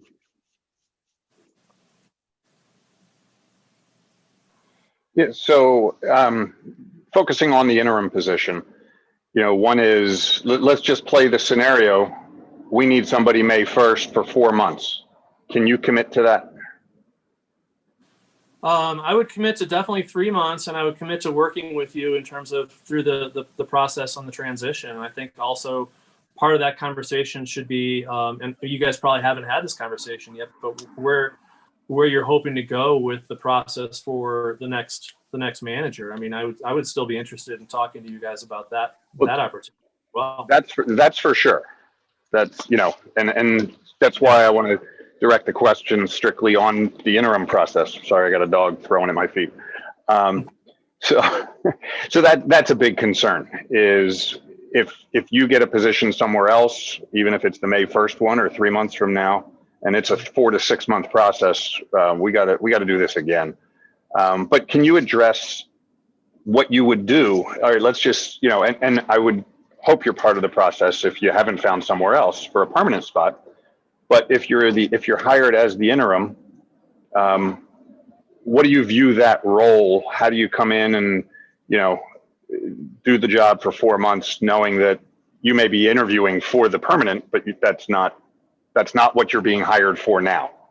So talk a little bit about how you view that role coming in here as the interim. Yeah, well, first to address one thing I'm just thinking about as you're talking there, Andrew. A part of the process, I think, for any good city manager, and this is what Nancy's doing right now with you guys, is working through a transition. I worked really hard with Fraser. I submitted my resignation at the beginning of November, stuck around for 2 months to really set them up for an effective transition. I'm passionate about my work, and I wouldn't want to leave Frisco in a lurch. So working through a transition plan would be part of that, regardless of how this would play out. As far as the way I would envision the interim position working out, in earlier parts of my career, I've worked for different interim managers, and that experience has created a perspective that I still hold today. I've seen interim managers where they basically come in and they're keeping the seat warm. Everything kind of just keeping the bills paid, keeping the seat warm. And I don't think that's appropriate. I think government's still moving forward. The community still has issues and problems that need to be addressed. And I think moving the ball forward and pushing the boulder up the hill is something that still needs to happen. As an interim, obviously, you have to think about things a little bit differently. But I would look to keep moving things forward. I've had a little bit of chance to look at your strategic plan, your budget. You've got a lot of aggressive goals that ought to keep moving forward. I think that you've got a great staff. So to keep them energized and motivated through the transition and aware of what's happening would be a big part of that as well. Did I answer your question? Thank you. Great. Thanks, Andrew. Andy. Thank you. Thank you, Jeff, for being here. Appreciate it. We have not met. So I appreciate you taking the time for sure. A lot of my questions were relatively answered in there, but give me a few. Like, let's see, during COVID, you said you fought for the businesses with the county. Can you expound a little bit on what came from that? Did anything come from that? Did you affect a change? With the county, not so much. If you followed some of the news, the county terminated the county manager last fall. And then shortly after that, the public health director resigned as well. So I think that tells you something about where some of the county politics and public health were at. It's tough. Affecting change locally, 100%. 100%. I've heard from all the business owners that I talked to were so thankful for the things that we were able to do in Fraser. You know, those grants that I talked about, the curbside parking, all these type of things that we did, they were immensely thankful for that. So affecting change locally, 100%. With the county, not so much. Honestly. And then I don't want to talk negatively about the county, obviously, but you know, Grant County is a big county. And if you look at Grant County and kind of think about the demographics, you've got the Fraser Valley end, which is Winter Park, Fraser, Granby to some extent. Grand Lake has a totally different mindset than Kremling is, you know, kind of the opposite in terms of political, you know, philosophies and so forth. I mean, the people in Kremling were saying, we are not going to wear masks. Their police chief was practically censured for wanting to go around and talk to businesses about why masks are important. So I think the county, Grant County, had a tough, you know, balancing act to play there, realistically. Sure. So let me think about how I want to put this.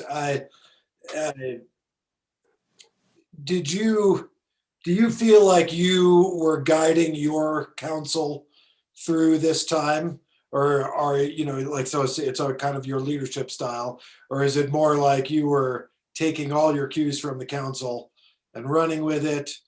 Can you talk a little bit about your, you know, your relationship there and how, you know, how communication is and how things actually get done? And, you know, you're a smart guy and you're well accomplished and you've got a lot of these ideas. You know, is this, are these your ideas, right? You know, what's your leadership style like? That's a excellent question, and I'm glad you asked it, because I think that's a really important question to have with a council and manager to start off with in terms of roles and relationships. I would describe my leadership style as collaborative. When it comes to you know, working with the board or council, I think my job as the manager is to keep them informed, to give them information, to facilitate good public policy dialogue, to make recommendations, to and to really implement the direction of the majority of the board, right? I mean, that's the baseline. I also believe that my role as a manager is, you know, sometimes there's a board member or two, or sometimes three that, you know, we call that the minority opinion. I think it's important for the manager to also understand where those people are coming from and sometimes help them find a voice so that voice can be part of the dialogue. Because sometimes one person asking a question can really result in a fundamental change in policy direction. So I think having a good, well-rounded public policy dialogue is critical for good, you know, public policy development. Working with the majority of the board, in terms of the COVID specific stuff, I would say some of the ideas were theirs and some of them were mine. But if I was talking to the newspaper, they were all the board's ideas, not mine. I didn't come up with those things. That was the board. I think you guys get all the glory and we should take all the heat, is the way I look at things. But I think it's kind of a collaborative thing. And also one of the things that we did here in Grant County with the town managers and county manager, we put together what we called at the time the economic recovery team. You know, everything has to have a name, right?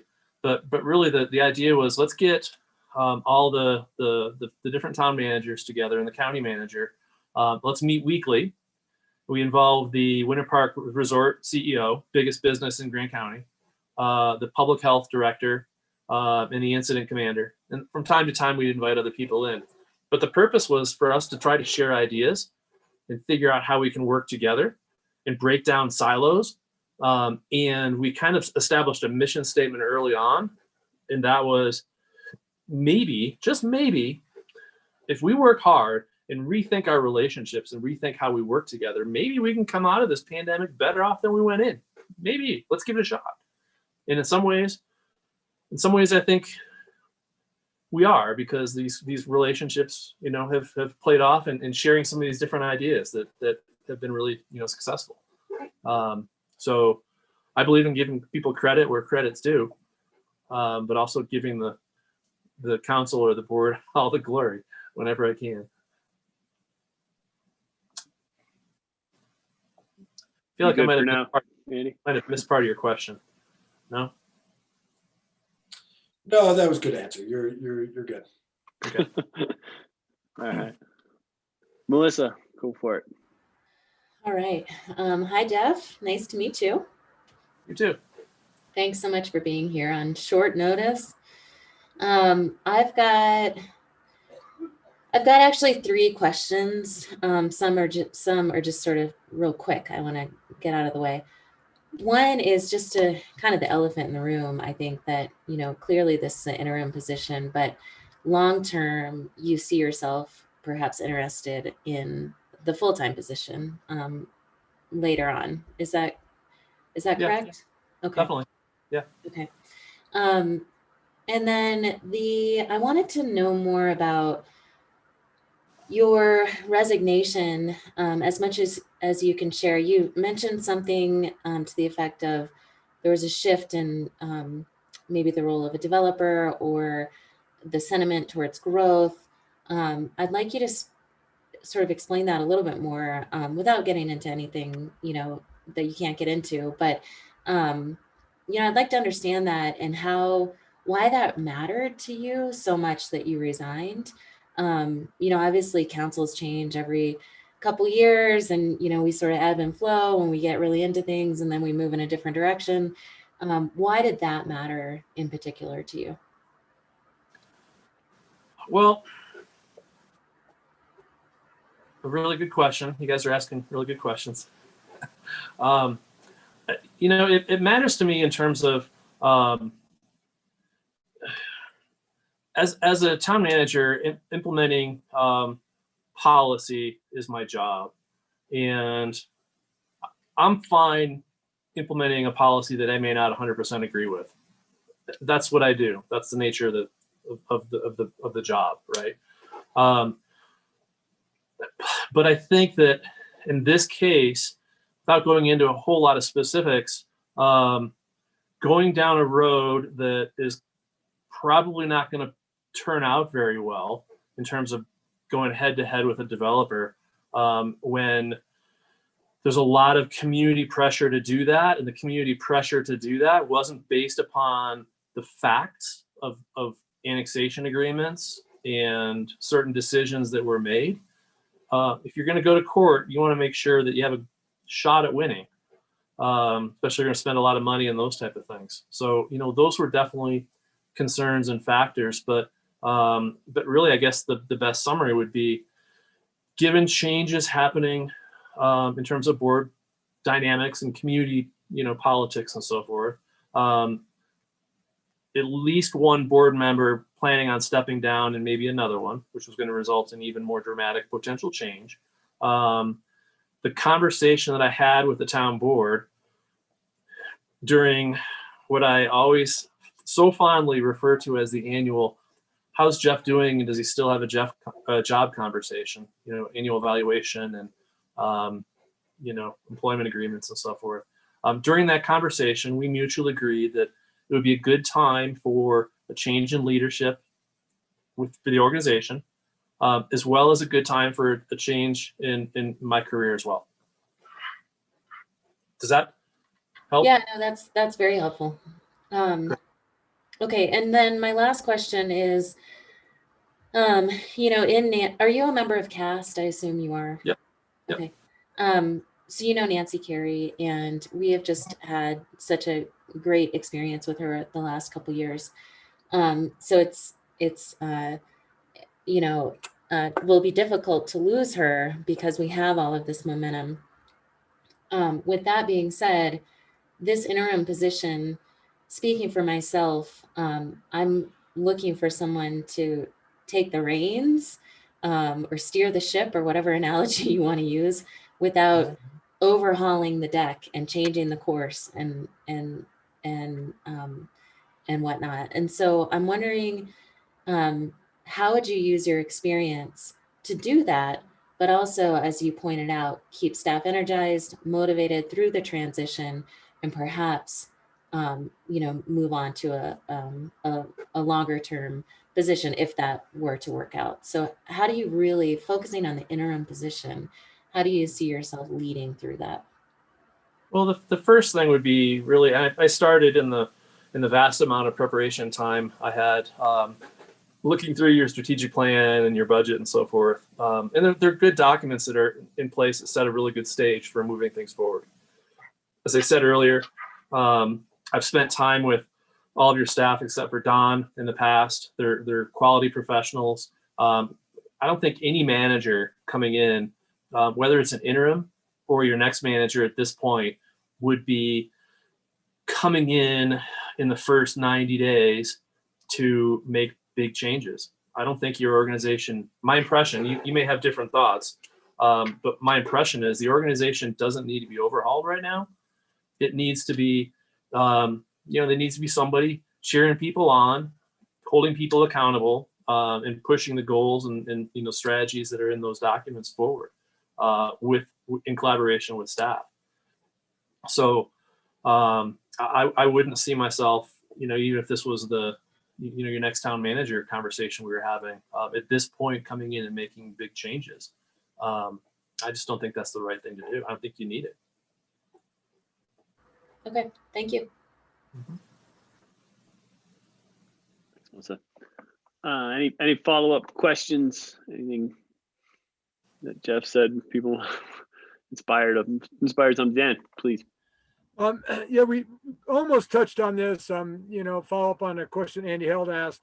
How do you personally engage the council? What is your dialogue with individual council members look like, and what are you looking to extract from that outside of the meetings? How do you use those relationships to help create that efficient model that you need to move policy forward? Yeah, great question. I think having the manager council relationship is kind of a unique thing and multifaceted, I would say. There's the meetings where there's the group dynamic, the group dialogue, and the decisions that are made and the direction that's provided and so forth.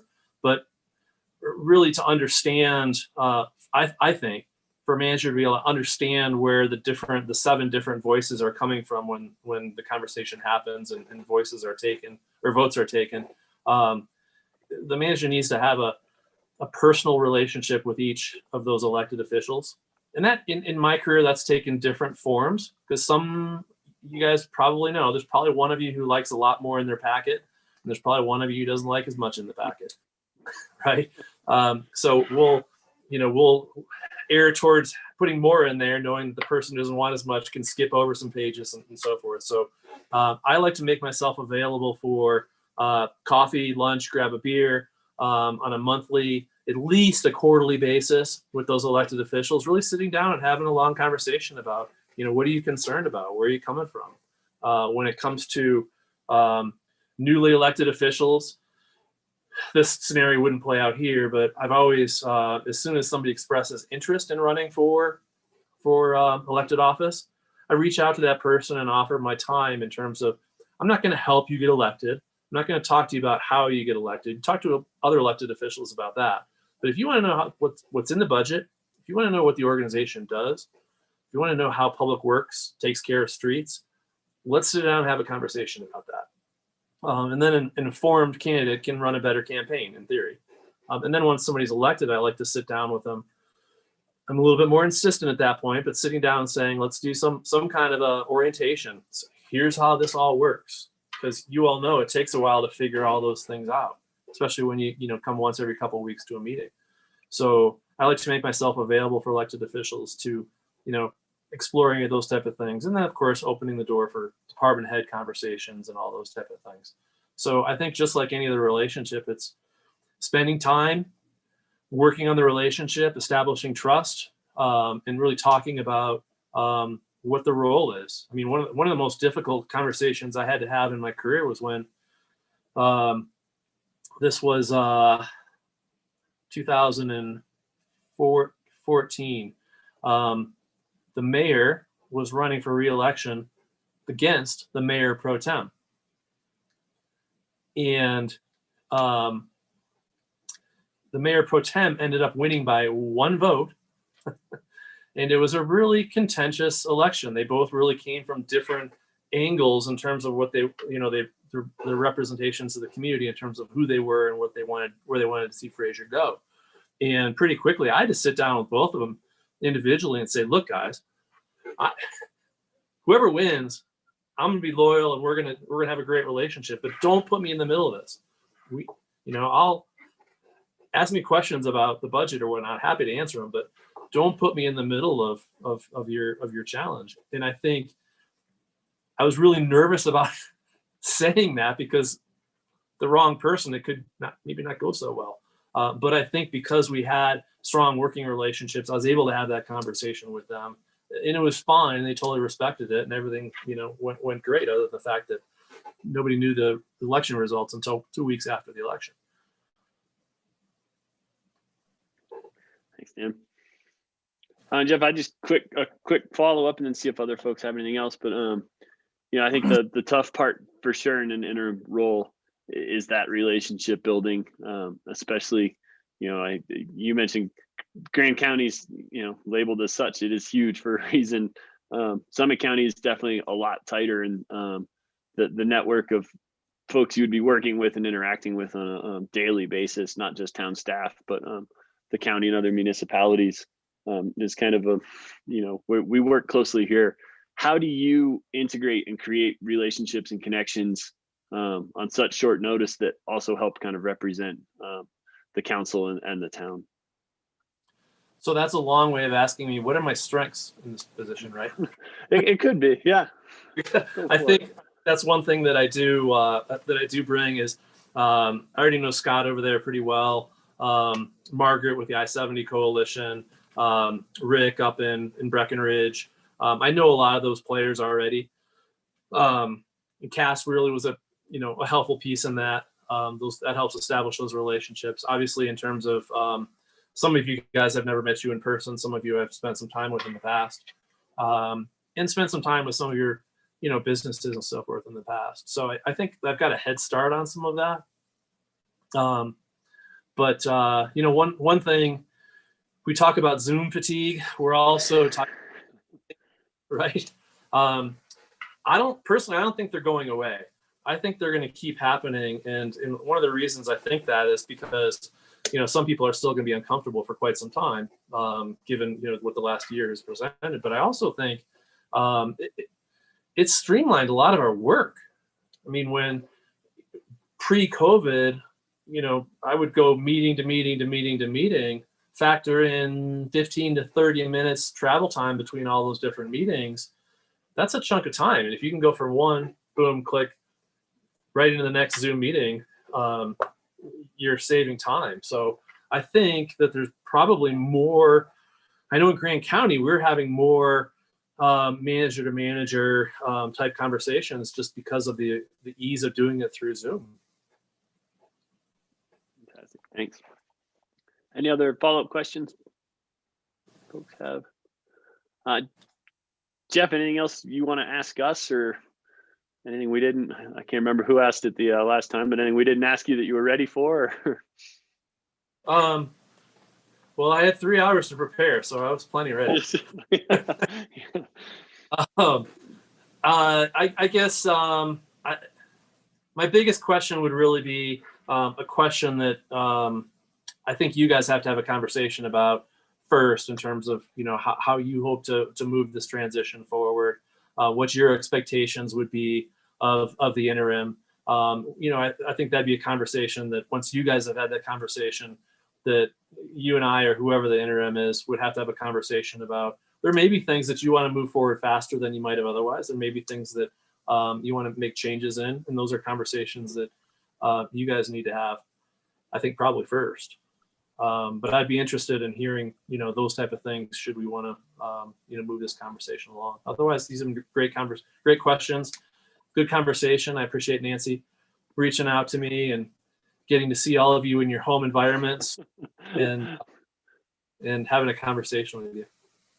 Fantastic. Thank you, Jeff. I really appreciate it. And yeah, we'll be in touch. So thank you so much. Sounds good. Thank you, Mr. Durbin, for joining us. Really appreciate that. Yeah, Normally, thanks for. this is the And part where we say thank you. Thank you. oh, and Thad's back. All right. Okay. Good to meet all of you guys, and have a good rest of your. Thanks, Jeff. Have a good evening. You too. Bye-bye.